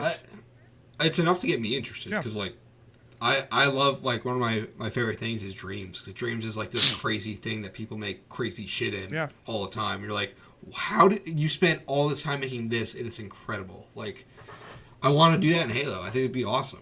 Yeah. And I hope there's the tools to let you find other people's levels pretty easily. And, I hope there's just I hope they will add some of these levels to their matchmaking playlists. I also feel like it's kind of important for Bungie to also use this, like, spotlight. 343, sorry. It's more important to, like, use this as, like, a spotlight for how talented, like... It's a total PR move, but, like, it makes people feel good to have their stuff spotlighted. Like, look at what our community can make. Yeah. And also, the community surely going to remake old Halo maps. I think they've already started, so that'll be good too. Probably. Also, split screen co-op has been canceled, which is something they kind of promised to not do because they had to do it in Halo 5, and they said, we're never going to do that again. Well, they are doing that again. But I don't care. Like, I don't play split screen games anymore. Do you? I don't, but hey, it wasn't canceled because you can play Halo split screen. Yeah, that's kind of an interesting wrinkle, and some people have found their way into kind of a backdoor into it, and I don't know if it's the most stable thing. I guess it's not if they're gonna not do it. If you can get into it, I don't think it's probably that stable. Yeah. And also, Season 3 got delayed all the way back to March. Aren't they still doing their April Fool's event? Or something crazy like that. Like it ended like a couple weeks ago. I don't know. That would be nuts. I listened to a lot of the Castle Super Beasts, and they were talking about it, and they were like, someone in their chat was like, "Yeah, the April Fool's event just happened, and it was like 2 weeks ago." Yeah, but yeah, man, this game's a mess right now. But I do think Forge is the light at the end of the tunnel. I think that's gonna win. That's gonna let everything turn around. Finally. Hopefully. Yeah. So, got a little while to wait. And they also, by the way, you can have bots now in Forge mode, which is like that's actually super cool. It's very useful for somebody creating levels of, hey, you can just test it out with bots now, instead of saying, hey, I made this. So can you Go ahead. Could you theoretically program these bots? Yes. No, they've shown that you can absolutely like give them routes to go along the map and stuff like that, and say, hey, stay out of this area if there's like, if you want to put like a damage pit or something. I don't know. Yeah, it's. I would highly suggest at least looking at if you go on the Halo YouTube channel, they've put out 2 videos so far. There's going to be 2 more coming, and they're just going to blow your fucking mind. They're not that long either. Yeah. Xbox has also announced this holiday the Elite Controller Series 2 is going to hit Design Labs, so you can make your own custom color combinations. So I'm going to be broke this holiday season. I know. I have still an Elite Series 1. I wouldn't mind upgrading to Series 2. Well, let me finish the story, and then I'll say why. They also have released a white version of the Series 2, but you can buy that without the extra thumbsticks and the case. You can get that for $130. So if you kind of just want it without all the extra extra shit, you can buy a cheaper version instead of the $180. And then you can buy that stuff separate if you want. Now, if you do want the white version with the extra stuff, it's going to end up costing you $10 more than the black version. It's kind of a bummer. Because I like my Elite Series 1 is white now. I like that color. Anyway, but the other thing they promised about all this is that the build quality has gotten better, which is good. Because my first series, this was kind of a shitty thing. It was I had a black one. I wanted a white one, so I took the black one to GameStop, and they were like, they kind of pulled off the bumper, and in my opinion, it was hanging in there. It was kind of okay. And then the GameStop guy's like, oh, this is broken. Pull it off. Fucking, well, it's broken now, asshole, because you did it. So they took some money off my off the controller for that shit. Pissed me off. But I do recognize the bumpers have been breaking for a lot of people. Now, on my current one, my rubber grip on the back has kind of come off. I've super glued it back on, but it's not great. So anyway, they're promising that it's all a lot better now. I would like to upgrade to a Series 2 for that reason, mostly because of the build quality. But now I'm kind of waiting for Design Labs. Even though it is going to be expensive as fuck, I want to at least look and see. It's worth it, though. Yeah. Like, what color would you make yours? I'm thinking I want probably like orange, purple and orange, like the Evangelion colors. That'd be pretty cool. My last design controller was yellow and black, so I don't know if I want to do that again. I've never gotten a design controller because they weren't available on the Elite, and like the Elite came out first. Like, well, the design controllers are super cool, but I don't want to use a regular ass controller now. Yeah, like once the Elite controller is so good that it's like it's hard to go back. Yeah, absolutely. It's honestly one of the reasons why I don't play much on Switch and PlayStation, is because like without the back paddles is tough for me now. Yeah. I can't use all 4 back paddles. That breaks my brain, but I use 2. It's a great controller. Yeah. I love that thing. Let's see. Are there other Xbox things on this docket here while we're on the subject? I don't think so. So then, the PS5 has gotten an internal redesign. That's something you, as the customer or the gamer, should really notice. But a lot of the internals has made it lighter, and they put in a new motherboard and a cooling system in there, which interesting. I imagine most of this is to bring the cost down for them. At the same time, they're raising the cost for you, but that's another story. Interesting. Yeah. Good, I guess. I mean, my PlayStation 5, I feel like I can kill somebody with. It's pretty hefty. Yeah. That console's a fucking monster. Yeah, it is hilarious. It's bigger than anything else I have, like, on my entertainment Absolutely. console. It's taken up damn near a whole shelf for me. I imagine at some point they'll do a slim version. Probably not right away, but... Yeah. And maybe this is making them easier to put out consoles, because I have been noticing stock on both PlayStation and Xbox have been a lot better recently. Yeah. A lot of people I know are able to finally get one. I finally got Series X for Lisa. Yep.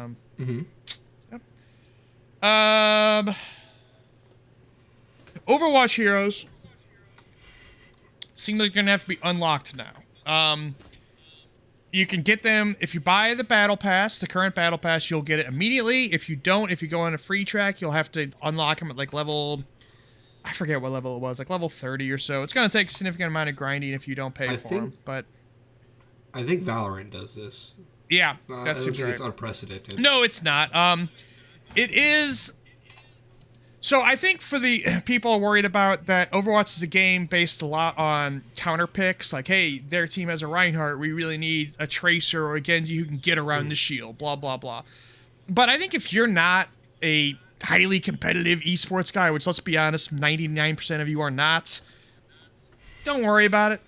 It'll probably be fine. I mean, yeah.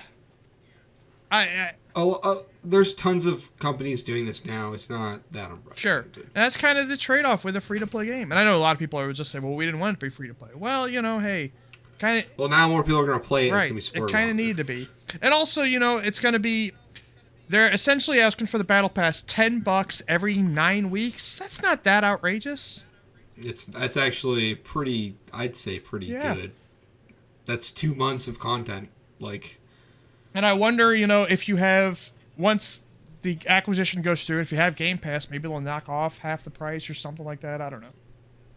I guess Halo doesn't give you free battle passes, but who knows? So yeah, I'm not that worked up about this. I know a lot of people are freaking out about it, but I don't think it's a free to play game. Yeah, comes with territory. Right. I'm not ready to get into the showcases yet. I guess we might have to be. Oh, I guess we could have mentioned this with the Halo stuff earlier. Bonnie Ross is gone. And the leadership team over there has kind of been restructured. Now, Bonnie, okay, there's the state of the game, which obviously right now is not good. But Bonnie Ross's statement, she left because of a family health situation. I'm sure that the state of the game made that a slightly easier decision, but I'm taking her for her word that that's not the primary reason that she's leaving. Right? Probably. Yeah. So, I mean, go ahead. I'm sure the Halo community had an amazingly candid reaction to this. Well, it was candid, but it was not healthy. The Halo community's been a fucking nightmare. I understand there's problems, but you guys need to calm your asses down. Play some other games for a while and come back to Halo later. If a game upsets you to the point where you're sending death threats and stuff, and this goes not just for Halo, for anything. If you're that upset, Respawn had to put out a statement today about an abusive fan base.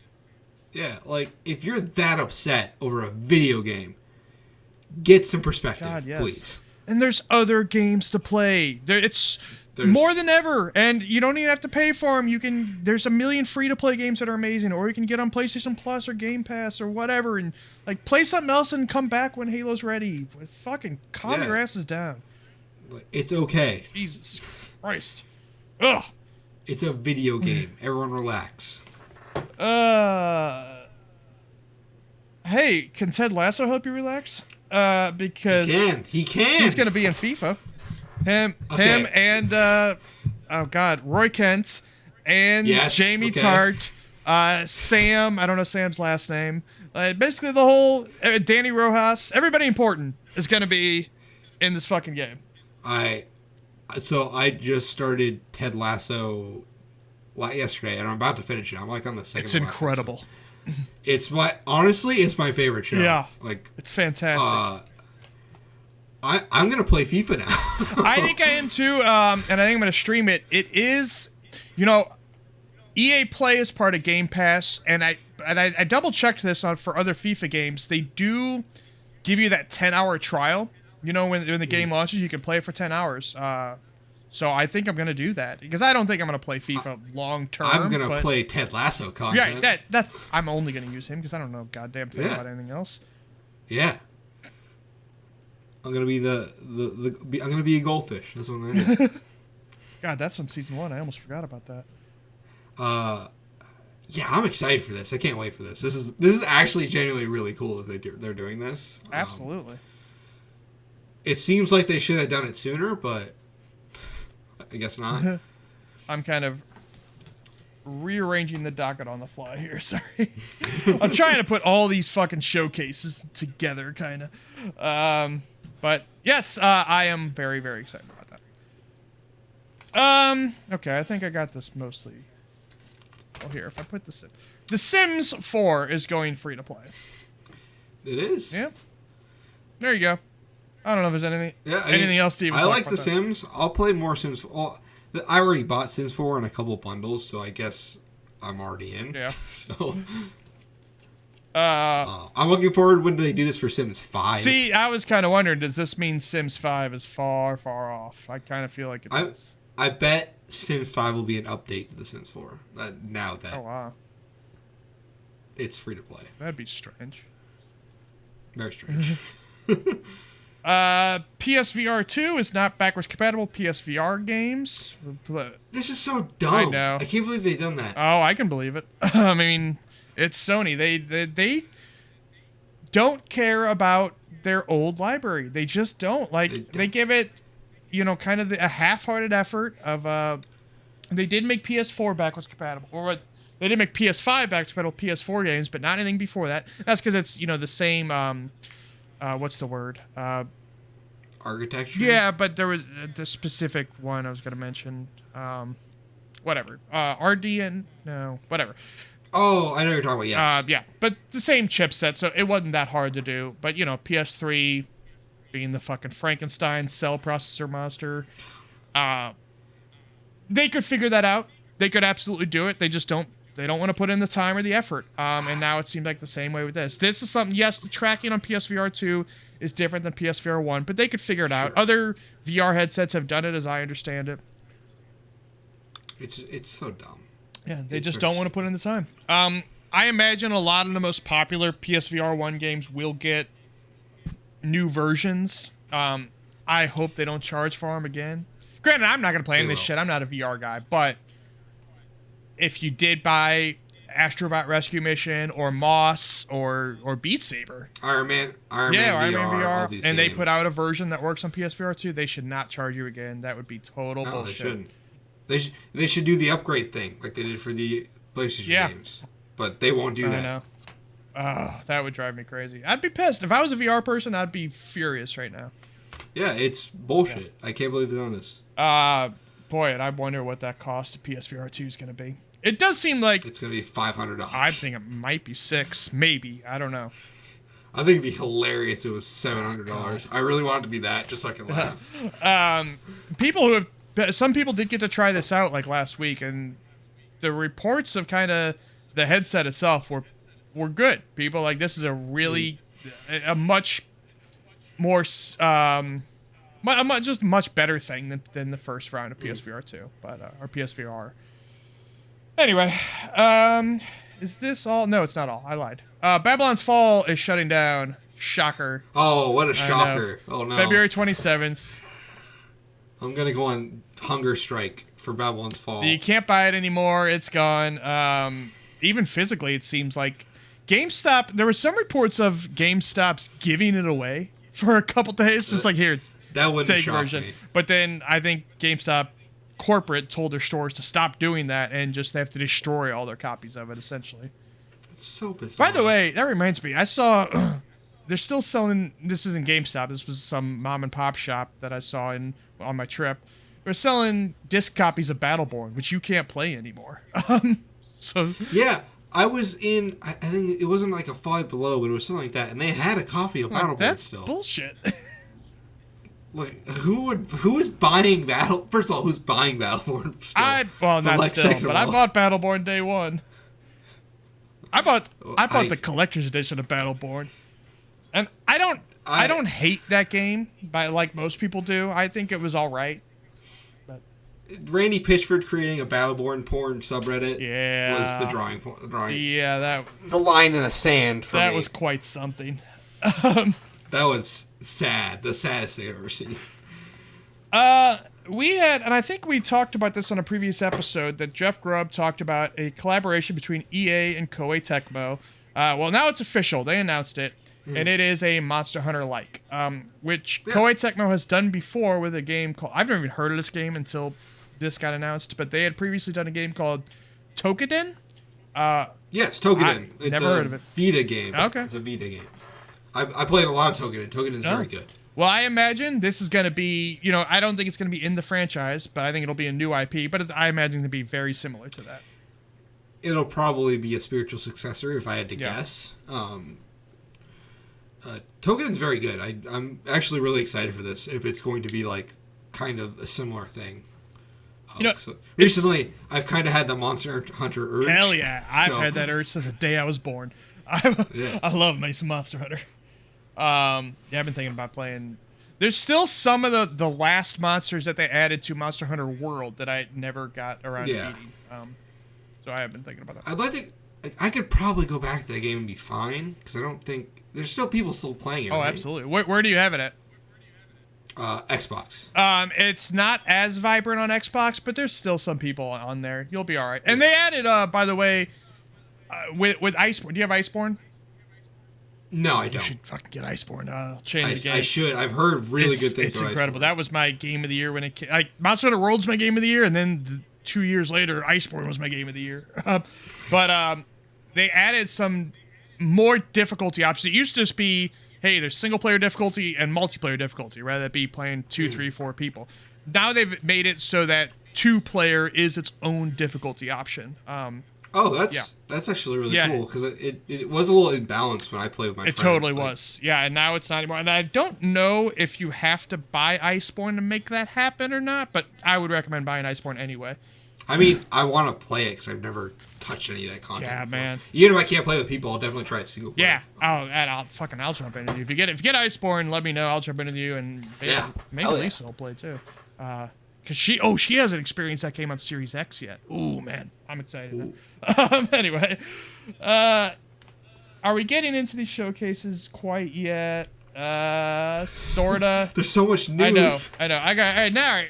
I think we kind of are. It's showcase time. There was 20 billion showcases. We're going to kind of... There was a lot. We're going to hit some highlights here. Can't talk about everything here. EA, and I guess these are two... I guess this first one was not technically part of the showcase, but EA Motive confirmed they are doing an Iron Man game, single-player adventure game, which was also a Jeff Grubb report, and now it's confirmed, and they are trying to hire people up for it. EA Motive is currently doing... Dead Space. They're doing the Dead Space remake. But that's out in, January, so this will be the next thing. We won't see this for another couple years, probably, but... Right. Although Dead Space is coming sooner than I thought.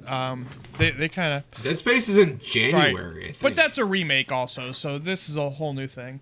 Plus, I do wonder if they're going to move on to do... I don't know how big EA Motive is, if they can do 2 games at once, but I wonder if they're going to do a Dead Space 2 also. I think a lot of that is probably riding on how well the remake does. Yeah, that's true.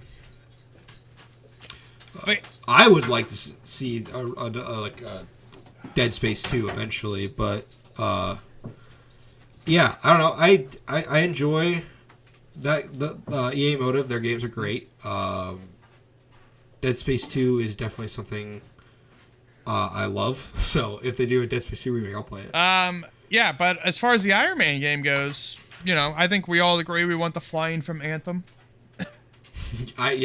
I believe that code probably still exists. Oh, absolutely. So. God, Anthem. Fucking what a heartbreaker. Yeah. I wonder if it'll be... I don't know if I want it to be open world or not. I don't know if Iron Man is the type of character like Spider-Man where he's going to, patrol the neighborhood and catch, I think for me, it depends on where the game takes place. Yeah, that's actually a really good point. Yeah. The setting will definitely do a lot of that for me. I would kind of like it if it was like a Tomb Raider type thing where it's kind of like an open area. Yeah. And you kind of have to maneuver around that, but Yeah, I don't know. I'm excited for this game. I want more Marvel stuff. So. Well, yeah, and that sounds like that. Well, this is the first one EA has confirmed. Well, actually, as part of the announcement, they did say, "Hey, we're doing other Marvel games," which we have heard from Jeff Grubb that one of them's going to be a Black Panther game. But also in the Disney Marvel Showcase, which I thought was pretty good, by the way, the overall showcase. It was short. I'm kind of impressed by Disney publishing these smaller kind of indie titles they showed off. Was it that Rayman-like game? Looks awesome. I was about to mention that. I'm a little bit worried about that, though, because it's made by Delilah Studios, who did Battletoads, which wasn't great. I like that Battletoads game, honestly. Well, then you should be even more excited. Yeah, exactly. No online in that one, though. It's only... we didn't even talk about it. It's and I didn't write this one down, but it's a 4-player platformer that does look like Rayman, like you mentioned, with Mickey, Goofy, Minnie, and Donald as the players. Each one of them seems like they have one unique ability. And it's also drawn in the art style of the new shorts that Disney's been animating for the past couple of years. And it's beautifully drawn. It's a beautiful looking game because it's like Cuphead almost in that it's using its own art style. It's Switch exclusive, at least at launch. And no online, which is the bummer for me. I would like to. I think they said 46 hours to beat. Oh, I didn't hear that. That's cool. Well, then I wonder how much it's going to cost. If that's like $15, I'm game, Amy Henning's, as part of that showcase, Amy Henning's game finally got announced. And it is a Captain America and Black Panther collaboration. But not T'Challa. It is... T'Challa's grandfather, whose name I forget. Prince Azuri. Okay. And also Gabe Jones of the Howling Commandos and somebody from the Dora Milaje are also going to be playable. So all 4 of them. Steve Rogers, Prince Azure, Gabe Jones, and the Dora Milaje member whose name I also forget. But it didn't... Even though, all right, 4 characters, you think 4-player co-op, but it didn't seem like it from the description that they wrote. They didn't rule it out, but they didn't. It sounds like it's like a typical Amy Hennig game. Yeah, honestly. it does. It's kind of like an action adventure type thing. I hope it's at least 2 players that you can play, because it sounds like it's going to jump between the two of Captain America and Gabe Jones kind of on one team, and Black Panther and the Dora Milaje on one team. I hope that it's at least 2 players with those, but it's probably not. It's probably just a single-player game where you jump between all 4 of them. It looks like the 2 locations are Paris and Wakanda, is what they're showing. World War II, by the way, if I didn't mention that. They also mentioned a weird detail that Captain America is 19 years old in this game. That makes... That this is very early in his career. That makes sense, right? For World War II, I think. Well, 19 is kind of young. I also think Amy Hennig kind of named the story this is kind of loosely based on. It's Pride of Our... Flags of Our Fathers? Flags of Our Fathers. Yeah, that's been on my...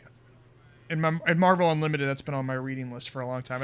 I have half a feeling this game is going to be called Flags of Our Fathers. It very well could be, yeah. They didn't give a name to this game, by the way, so you're probably right.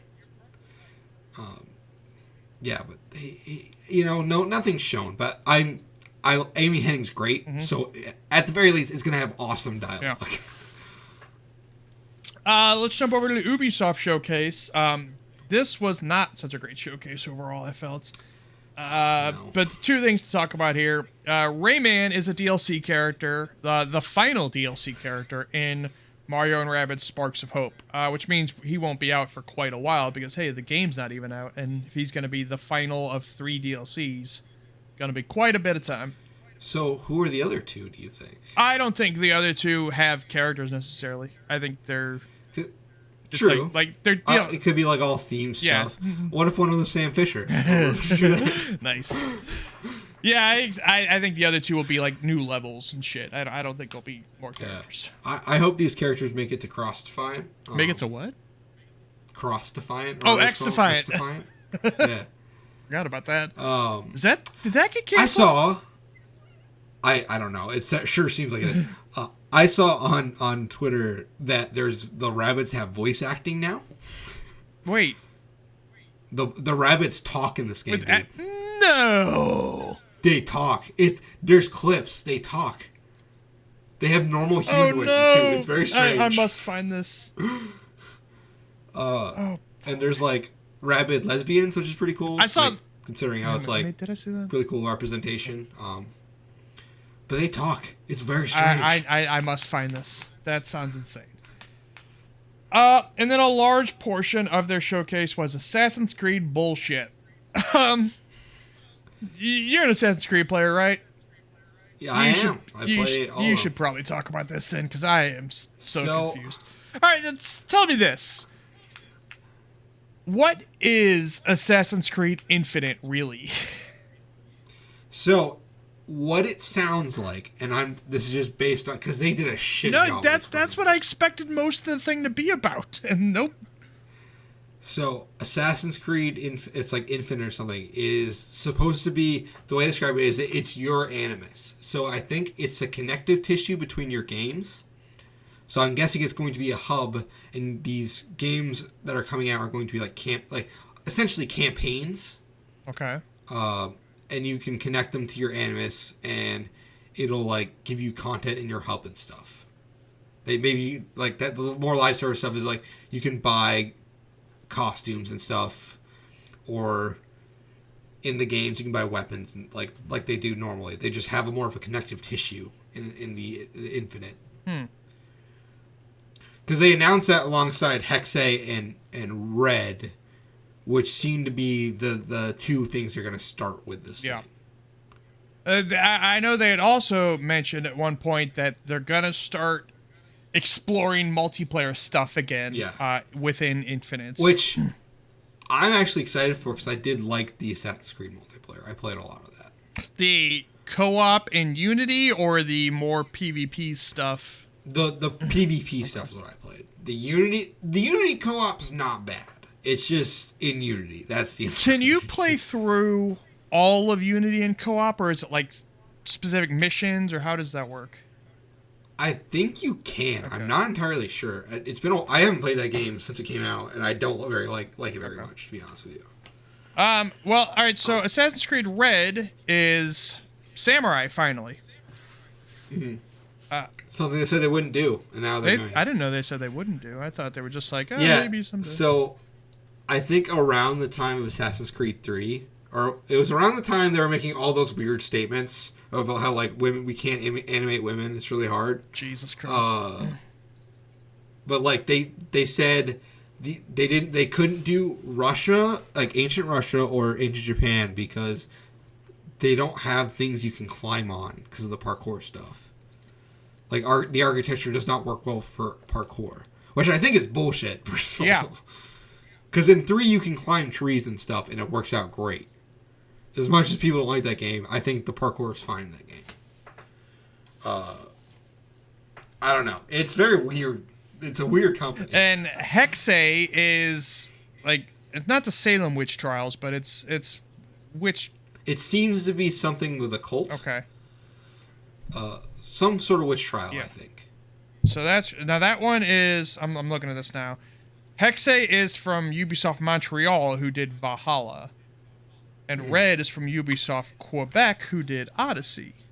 So these are both, like, big games. And then there's also Mirage, which is like the older game. And it's not part of Infinite. Fucking hell. And that one's coming soon. Yes. That one is coming in... Oh, it just says 2023. It doesn't have more specific date. But I think that's fairly early. And yeah, that one is less of a RPG than some of these newer games. Yeah. Boy, there's also a mobile game. There's a Netflix series coming. Yeah, I'm a little worried about that. But a lot of Assassin's Creed shit. Assassin's Creed Red is having trouble getting developers, like we mentioned with Quantic Dream earlier. Yeah, this is insane to me that this is even an issue. The lead... So, Ubisoft has had, not as bad as Blizzard, but they've had... It's pretty bad. A bad track record recently of harassment accusations. And Assassin's Creed Red's creative director Jonathan Dumont was accused in 2020 and is still there and is still leading this game. And so as a result of that, they're having a lot of trouble getting people to work on this game. Just fire him. Yeah, no shit.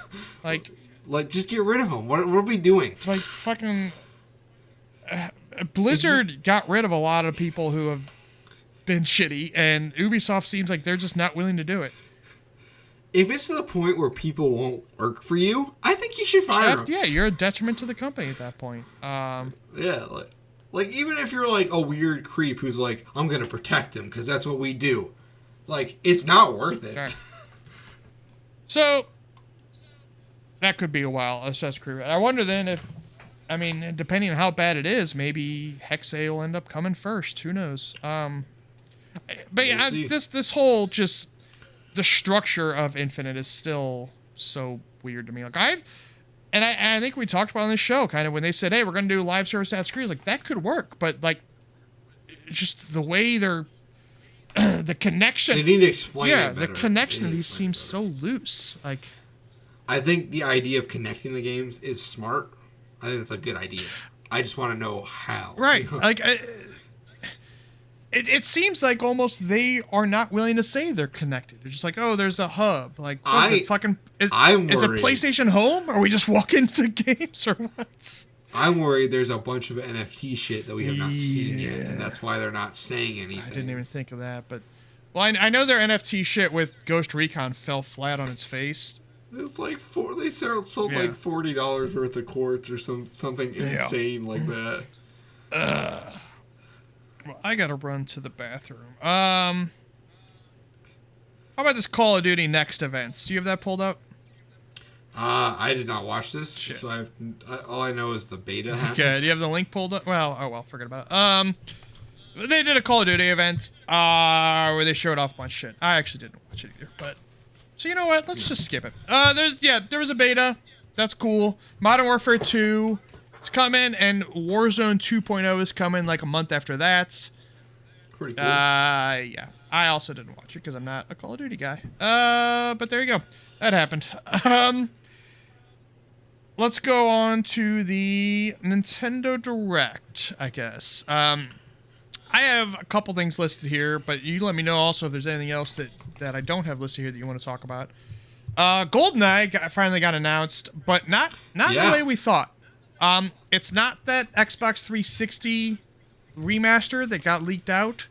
It is just a straight up ROM of GoldenEye. It's coming to Switch and Xbox, but no online at all on Xbox. And the Switch version of online is, the same way they do all their kind of their NSO stuff, where you still got to play it in split screen even if you're online. So I know. So like, that's not very exciting to me. That's kind of... How are the controls going to work on this? Well, they did a 360 version of Perfect Dark that gave it, modern controls, twin sticks and stuff. I imagine... I sure hope they did that with this, because if not, who... I think they have to. Boy, I would hope. But it's just a shame that, that the newer version, hey, it's out there. You can find it online. You can play it, and they just won't fucking release it. I wonder if there's... It's tough to get all these companies to work together. You got to get Nintendo, Microsoft, plus I think MGM. Do they now belong to Amazon? Is that right? Something, yeah, I think so. Plus, you got to get the Broccolis on board. So the Broccolis. So yeah, I guess just somewhere along the chain, somebody said, probably Nintendo, if we're being honest, probably said, no, you can't release the new version because Switch can't run that or some shit. So Xbox, you can't have it either. You can only have the old ROMs. It just sucks, like, compared to what we know exists. So this was crazy, but also you want to know the also crazy thing that happened? Is that Final Fantasy VII Remake Crisis Core got a release date in a Nintendo event. Yeah. And that release date is this year, right? In December? Yeah, it's this winter. That is crazy. I think December 2nd or something crazy like that. And Crisis Core gets to come out on Switch and Xbox, but Final Fantasy VII Remake does not. I don't understand it either. It's very strange. That has to be a Sony money hat, I would assume. Yeah, I'm sure they paid for that to not happen. But Final Fantasy Remake on Xbox is such a no-brainer. I can't believe that it's not happening. Yeah. Kirby Return to Dreamland Deluxe was a Wii game. Well, not the Deluxe, but the Kirby Return to Dreamland is a Wii game. They're remastering it for Switch because, there's just not enough Kirby games. There's not. I love Kirby, but goddamn. Maybe we've had enough Kirby for this. Yeah, well, then this, I guess, to be fair, this is next year. This releases in February or March. Fair. But right, still, sure. like, it seems like they want a Zelda game every year, and I guess a Kirby game every year now. Because, goddamn, it don't stop. Forgotten Land did blow up, and it's still selling very well. So, Kirby's hotter than ever. Never been a better time to Kirby. Never been a better time to be a Vore enthusiast. That is an episode title. Pikmin 4! Finally! Why? I pop for this. I pop for this. I thought you said why. No, I said okay. I'm a huge Pikmin fan. I love those. I haven't played 3, but I love 2 and 1. I only played 3 because I used to have trouble with the controls of Pikmin. And 3, they added, not at launch, it came later, they added like a touchscreen control with the Wii U pad. That was the first time I was able to control Pikmin comfortably. And unfortunately, they took it out for the Pikmin 3 port to Switch, which really sucks. So I'm kind of worried. They did make a point about Pikmin 4 to say, hey, we changed the camera placement and the controls. So we'll see what that means exactly. But yeah, I loved Pikmin 3 a lot. There was a lot of talk about this game that it was announced because apparently 4 was announced in like 2016. It was 7 years ago. Sort of, but Miyamoto, like, he came out and said, "Hey, the next Pikmin's almost done. Like, it's ready to release." But then that 3DS game came out. That might have been what he was talking about. Yeah, I look at that and it sure looks like the movie and the Universal Studios deal came along, and I think that took up a lot of Miyamoto's time. And like, Miyamoto loves Pikmin. It's like his franchise. It's the last of his franchises that he still seems hands-on with. Like, he stepped away from Mario and Zelda a long time ago. Like, he loves that series. Like, I think there's pictures of him adorably, like, with little Pikmin figurines or something like that. Like, he loves Pikmin. And I'm excited to play more, honestly. It looks cool. It looks beautiful. Are you an Octopath Traveler fan? I am. Good, because I need to run to the bathroom. So talk about Octopath Traveler 2. Octopath Traveler 2.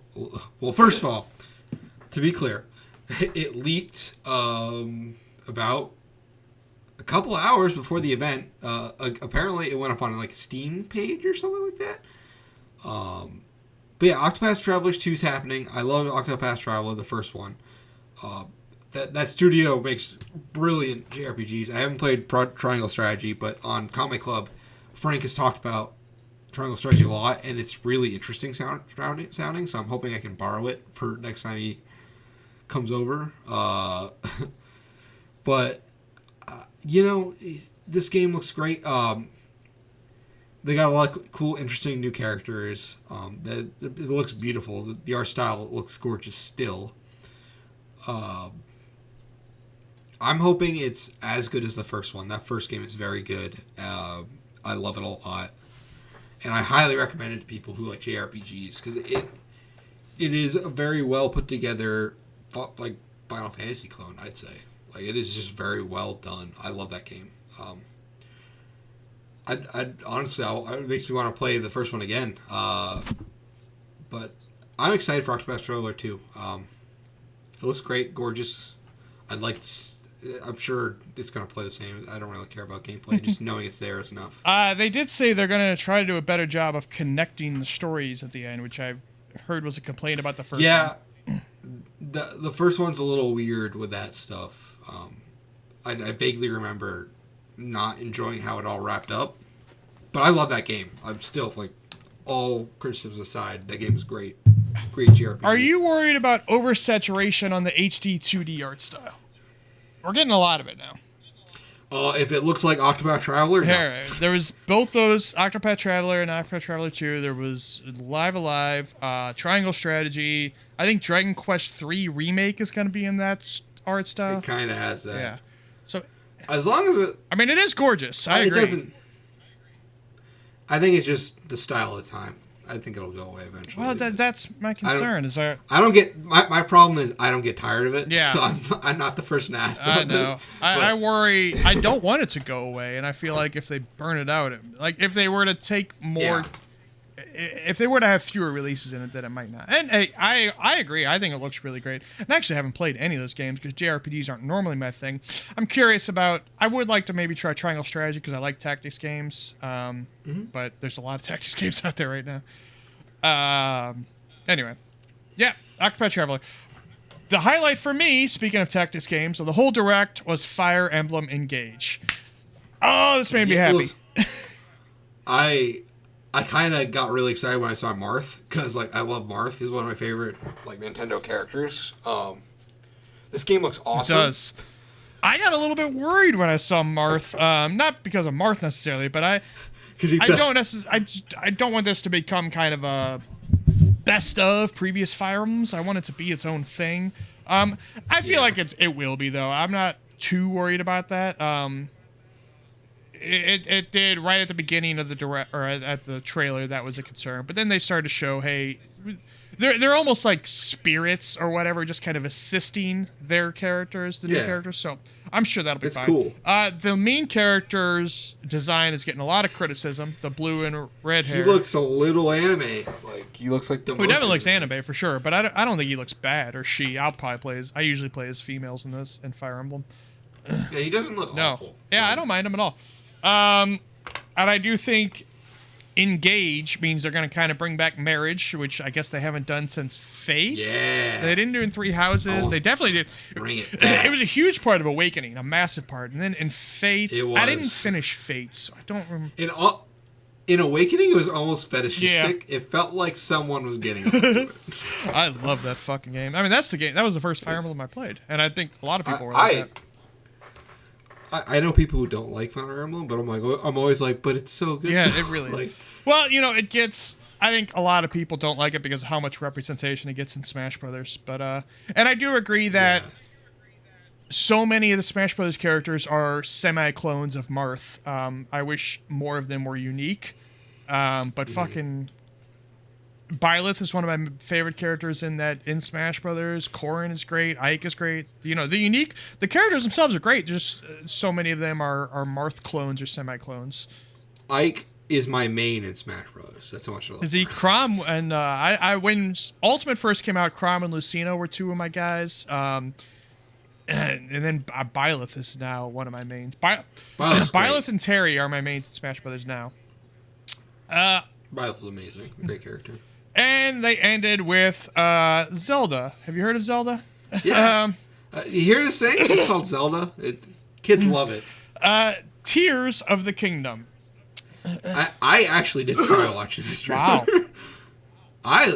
I really love Zelda. Zelda's like one of my favorite games. I think I've mentioned this on the show before, that Breath of the Wild is what got me into Zelda. I was not a fan of the series before that, and now I am. And this trailer, though, didn't show a whole lot. It was short, and a lot of it was the hieroglyphic stuff at the beginning. As far as the actual gameplay, it was very, very short. A lot of stuff in the sky, which, we kind of already knew about, but hey, that's cool.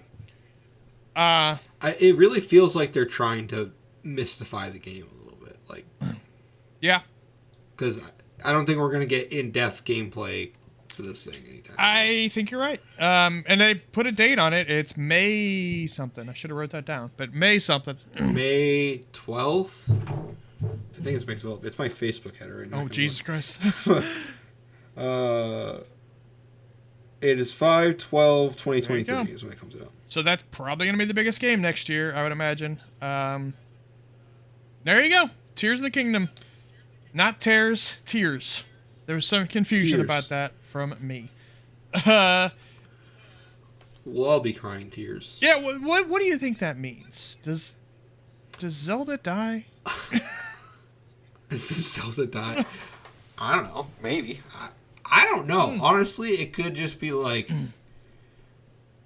Calamity's back. I don't know. Yeah.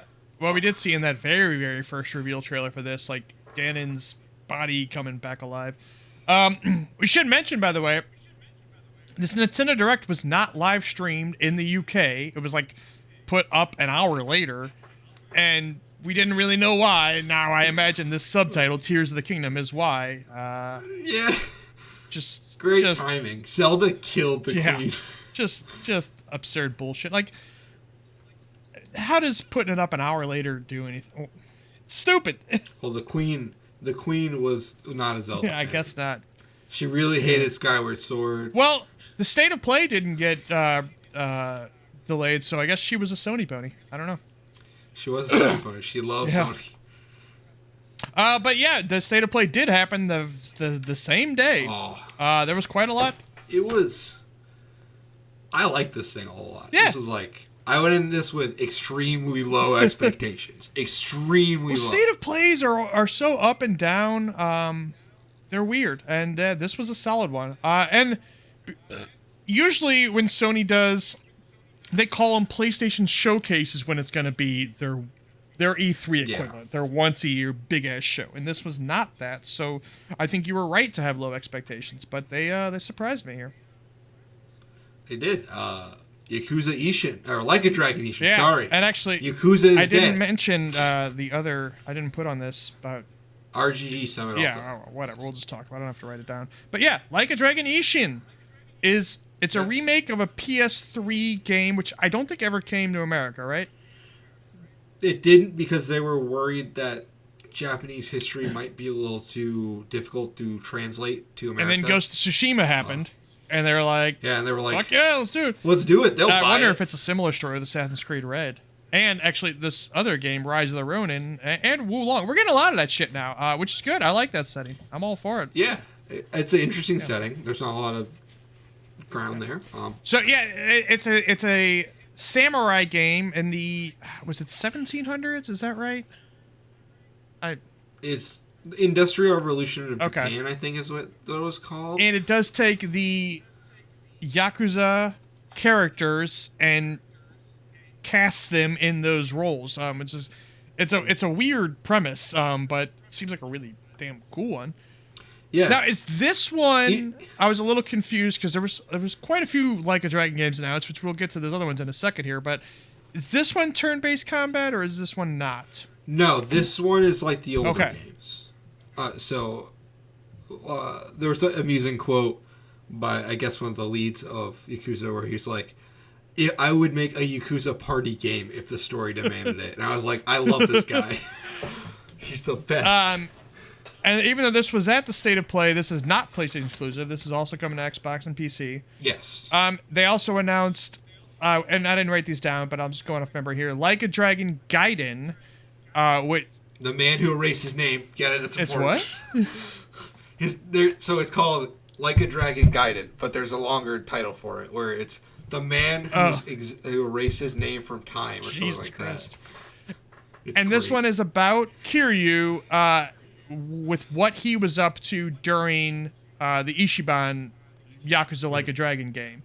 Because Kiryu was also not an RPG. Right. So everyone knows. And this one I hear is also a shorter game. It's probably not going to be full priced either. And both of those, Gaiden and Ishin, are due out next year.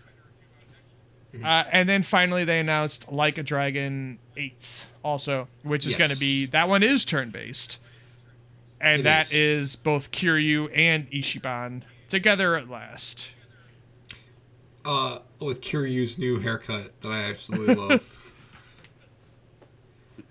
I love you. Like, this is so good because I love this series so much. And I want to love the series. I can understand bouncing off it. It's not even that I bounced off it. No, like, I played some... All I played was Yakuza 0 some when it came to Game Pass. And I liked it. But it was just like, there's 7 fucking games here. Like, this is a lot here. Yakuza games are like attacks on all your senses. I did actually when all the stuff got announced, I found a YouTube video. It's 3 hours long. It's a story summary. I might just watch that and then And then maybe I'd play like Yakuza Like a Dragon before. I don't know.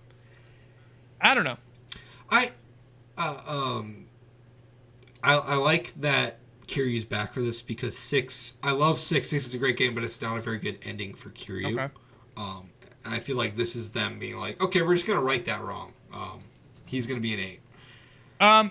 Correct me if I'm wrong, but this series in Japan was always called Like a Dragon, right? It is. Okay. Yes, that is the official title. They're just now getting it right. Like, so what's the one I was thinking of? Like Dragon Quest used to be called Dragon Warrior here. Dragon Warrior. And they eventually got that right. And there's a better example too that I just had in my head that I lost, but. Yeah, it's funny because like I was confused too, but then one of the translator guys from Sega was on Twitter and he was like, "We could not have been more clear that this is not a Yakuza game anymore." And then it literally just it's a screenshot of the final chapter of Yakuza 7, and it says the end of Yakuza. Like in hindsight, it's obvious they weren't going to call it Yakuza anymore, but. It's pretty fun. Hot Shots Golf was the one I was thinking of. It was called Everybody's Golf in Japan, and eventually... And they switched it over. Yeah, with the last one, they eventually got them together, and then fucking seems like that series is dead. But that's another story. It's a shame. I love Hot Shots. Well, they put Clap Hands... All right, so they put one on... They made one for Apple Arcade called Clap Hands Golf, and they just put that out on Switch with a different name. Easy Come Easy Golf, I think is what it's called now. What are these titles? I know, it's so weird. What is going on? That just came out on Switch. Although I hear it's not. I hear it's fine. It's 30 frames a second, which is disappointing. It's 60 frames a second on Apple Arcade for some reason. Go figure. And that was part of the Nintendo Direct in Japan, but not here for some reason. But it did come out here. Anyway. Back to the state of play. Well, we just mentioned Rise of Ronin. We can go back to that. That is another Ninja Theory game. They're making Wulong, and they're making this. This one is exclusive to PlayStation, and they slapped a big 2024 at the end of this trailer, which is still a weird date to hear. Which makes sense because they're doing Wulong first, but also, you just tell me, hey, 2024, and I'm like, that's not a real year. What the hell are you talking about? It's funny because like Koei Tecmo has had the most fascinating glow up to me in like this generation because they just kind of made shovelware for a long time, and now they're like, oh, we're making Rise of the Ronin and Wulong and we put out Neo. Like it's pretty crazy that they're in the spotlight and now. They help a lot with Nintendo stuff. Like they helped a lot with. I was going to say Smash Brothers, but that's Bandai Namco, isn't it? Did they do Fire Emblem Three Houses? No, they did Fire Emblem Warriors, Heroes, or something like that. Okay. It's like they do all those... Somebody helped with Three Houses that wasn't Nintendo. It might have been Tecmo Koei. It would not shock me, honestly. It's either them or Bandai Namco. I get those two mixed up a lot. But yeah, they have had a fascinating kind of glow up in the space because it seems like they went from making these shovelware games to these giant AAA titles that we're all excited for. It was Koei Tecmo. They helped out with Three Houses. Yeah. Oh, okay, that's interesting. Yeah, they help out with Nintendo stuff a lot, and then they're also making their own. Yeah, they're a big deal now. Stellar Blade was Project Eve, which we've seen before, and now finally got its real name. And this game looks awesome. It's weird. So it does look awesome. You're right. A lot of robot ass in that trailer, but it was when it was Project Eve. It was announced for everything, and now Sony has locked it up, and it's exclusive. They're pulling it off Xbox essentially, and I don't know about PC. I can't remember that, but I thought they were protecting gamers. Yeah, no shit. So that's a slight bummer, but it does look cool, and this is it's a Korean or Chinese game. I think Korean. Korean. Okay. Yes. That Korean scene is popping off. Yeah, they make gorgeous looking games too. Like holy shit, this game. There's from like a technical level, Stellar Blade looks incredible. Like beyond AAA almost. Absolutely. In some regards. Speaking of Bandai Namco, Tekken 8 was announced at EVO, but this was, there wasn't much there. It was just Smiling Kazuya. Now we saw some gameplay. Yeah. Saw some gameplay of the story mode of Jin and Kazuya battle. Boy, that's a pretty-ass game. It is. It's going to be hard for me to tear away from Street Fighter 6 for this. Well, I don't expect you'll see Tekken 8 next year, so you might have some time with Street Fighter. No. Yeah, Street Fighter 6 is fucking... Yeah, I signed up for the closed beta, and I'm really hoping I get into that. Man, that is looking rad. And they closed with God of War Ragnarok, which was a phenomenal trailer, I thought. Oh, it looks great. This game looks amazing. Like, I wasn't... Like, Frank, my co-host from Comic Club, was like, I want to see a gameplay trailer. I was like, I don't know if I want that, because it's probably just going to play the same. And it's like, oh, they actually did show off a lot that is interesting. Do you think we're going to be using Mjolnir in this? I think we will be. So you think they're going to switch between all 3 weapon types? Or maybe he'll lose one of his existing ones, I guess. You got, spoiler for the last God of War, but he has the Leviathan axe. And actually, it was in this trailer anyway, so fucking don't yell at me. He has the Blades of Chaos. Gets the Blades of Chaos. So then, if you add Mjolnir, that's a third one. Or maybe he'll lose the Blades of Chaos. Well, no, because they did show the Blades of Chaos like using as a grappling hook, so I guess you got to keep that. Maybe, what if it's just 2 weapon types, right? And he holds the Leviathan axe in one hand and Mjolnir in the other. That would be sick. Yeah. Oh shit! I just thought of that right now. Fuck yeah. Okay. Yeah, I hope that happens. Yeah. That's coming in November. That's very soon. It doesn't feel real yet, but it doesn't feel. I know it doesn't feel like it's actually happening. But that's very exciting. I'll probably stream that whole thing. I've been trying to. A lot of the games I play are live service games, so I've been trying to think of stuff I can stream that it's just like I can do a full playthrough beginning to end, and that seems like I'm gonna be doing that with Deathloop and probably God of War soon, and hey, Mario plus Rabbids in there too, and then also at TGS. Well, I guess those other 2, the Nintendo Direct and PlayStation State of Play were not officially tagged as like TGS, but they were around TGS, and plus, especially State of Play had a lot of Japanese games, but Xbox did have a TGS stream, and this wasn't full of a lot of big blockbuster news because that's it's Xbox Japan. That's not their thing, but they have been ramping up on getting Japanese games. So I'll probably just blaze through these. Speaking of Blaze Blue Cross Tag Battle and Guilty. Oh, is that being ported over? Yes, that and Guilty Gear Strive. Both those are being ported over, and they're on Game Pass. Okay, I'm playing a lot of Guilty Gear. And those are coming in the spring, so like March, April-ish.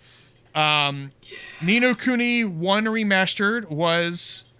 Yep. Yeah, that got put on Game Pass that day, which was, I guess is like a week ago now. And Ni no Kuni 2 was announced for Xbox next year. Now, there's a little confusion about if 2 is going to be Game Pass or not. I felt like when I watched the stream, it seemed like, no, you'd have to buy Ni no Kuni 2. But then I saw a lot of the news summaries saying that was also Game Pass. I'm excited for people to discover Ni no Kuni 2 and its batshit insane intro. Fuga Melodies of Steel was put on Game Pass that day, and 2 was announced for next year, and that one for sure was Game Pass day 1. Wow. Which is great because I remember them saying like when that game came out that the first one didn't sell that great. So it's great that they got the Game Pass deal to kind of offset that. Mm-hmm. Deathloop was put on Game Pass. We already talked about that. And Danganronpa V3 was put on Game Pass that day. Yes. So that's a lot of a lot of the games that were like put on PC, Switch, and PlayStation, but just for some reason skipped Xbox. Seems like they're going back and trying to get a lot of them, especially those Arc 6 ones. That's a big deal. And, that sucks that Xbox gets them later, but hey, if you put them on Game Pass, that kind of offsets that, I think. Right? Yeah. That's sorry, I was thinking about Danganronpa for a second there. Yeah, it's good. Honestly, more Japanese games all the time. That's because I generally love the games they put out, and them being on Xbox is good because I like playing on my Xbox. Yeah. And, I think they are trying to improve their situation in Japan. They're never going to be, PlayStation or Switch big there. But the Series S has been doing well. There was a story here, I didn't put it in the doc, but the day the PS5 price increase finally went into effect, last week it happened. And that same day, Xbox gave out, I think it was, if you bought a Series S, they gave you 500 yen credit in their store, right? So, there were some people saying, like, oh, they should drop the price of the Xbox. Like, well, they didn't do that, but they did give you store credit, essentially. And the Series S outsold the PS5 that week that it happened. Wow. Don't get me wrong, it's still, obviously PS5 is still supply constrained over there. Plus, it still wasn't massive numbers. It wasn't like... That's still pretty good for Xbox. Absolutely. Like, that's... And ultimately, since... Japan has gone so far into mobile with both the Switch and just mobile games. I do think Xbox cloud streaming will be bigger there than their consoles will be bigger there. So what I'm getting at is having all these Japanese games on Game Pass and able to be cloud streamed and able to be played on Series S. I think it's going to improve the situation there. They're always going to be third place there, but they can be at least a factor. Yeah. And they can actually sell things there. Yeah. And the final thing is Suikoden 1 and 2 HD this was a PSP collection, which never came to America. It's never translated in English. And it's funny, I was looking at this like a month ago about if there was any fan translations, Mother 3 style. No, it seems like it was impossible to do. Well, it's finally coming over. And it's getting HDified because PSP was not HD. And it's coming to PlayStation, Xbox, Switch. I think Switch. I'm pretty sure Switch also. Switch is the perfect system. And PC, of course. It's coming to everything, essentially, next year. I'm really excited. Konami doing a thing. Yeah, they're... and I'll support them as long as they do things. This is very cool. Both 1 and 2. I can't remember if there's any kind of extra content in there. I don't know. I'm not a Suikoden expert. It's funny, when Mighty Number 9 happened, Capcom was like, oh shit, I guess we should make a Mega Man. And when Callisto... I did crawl. I was going to say Callisto Protocol happened, EA's like, I guess we should do a Dead Space. Well, now they're doing Uden Chronicles, and Konami's like, oh shit, I guess we should put out a Suikoden. So what you're saying is there's going to be a new... Wild Arms game. Oh boy, that'd be something, right? Wild Arms and Phantom Hearts? Battle Fantasia. Yeah. Battle Fantasia. Yeah. But those are classic games, classic JRPGs that have been tough to play, and now they're not. You can play them, and they're great games. I highly recommend them. Anything else? We done? I think we're good. I mean, I can't think of anything else. Yeah, God, I hope we don't miss any more episodes like that, because that was a marathon. I do want to say one thing. The magical... They're making a remake of Harvest Moon, A Wonderful Life. I'm really excited to play that, because that was my childhood, Harvest Moon game that got me in the series, and I'm excited to play But now it's called Story of Seasons, because of that whole fucking mess. Yeah, that's... Natsumi's an evil company. I don't even know all the details there. That I know is a legal mess. That Harvest Moon is now Story of Seasons, and the Harvest Moon games are horrible abominations. That's very, very exciting. Boy, there was a whole lot of farming games in that Nintendo Direct. There was, and I like those kind of games, so I was really excited. But everyone else is like, "Oh, I love Stardew Valley, but I don't know how many Stardew Valleys I need in my life." I need them all. Let's wrap this up, because I got to go to the bathroom once again. That's true. They can catch you on the Comic Club podcast, right? You can. You can catch me on Comic Club and Phantom Zone. I always forget about Phantom Zone. Yeah, everyone else does too. I love that show. Go check those shows out. I had another thing I wanted to plug, but I already forgot it. Yeah, I don't know. If I'll remember it next time. It's not important. And you can find me on youtube.com/FreshleyStreamGames or twitch.tv/FreshleyStreamGames. And we will, fingers crossed, be back in 2 weeks to talk about everything else that has exploded in games. Maybe Half-Life 3 will get leaked. Who knows? Yeah, maybe by that time we'll have a Silent Hill game. Yeah, fucking. I expect. All right, whatever. I gotta go to the bathroom. So I expect to see that at TGS, and it didn't happen, which surprised me. But yeah, that was really depressing. Anyway, that's all. Goodbye, everybody.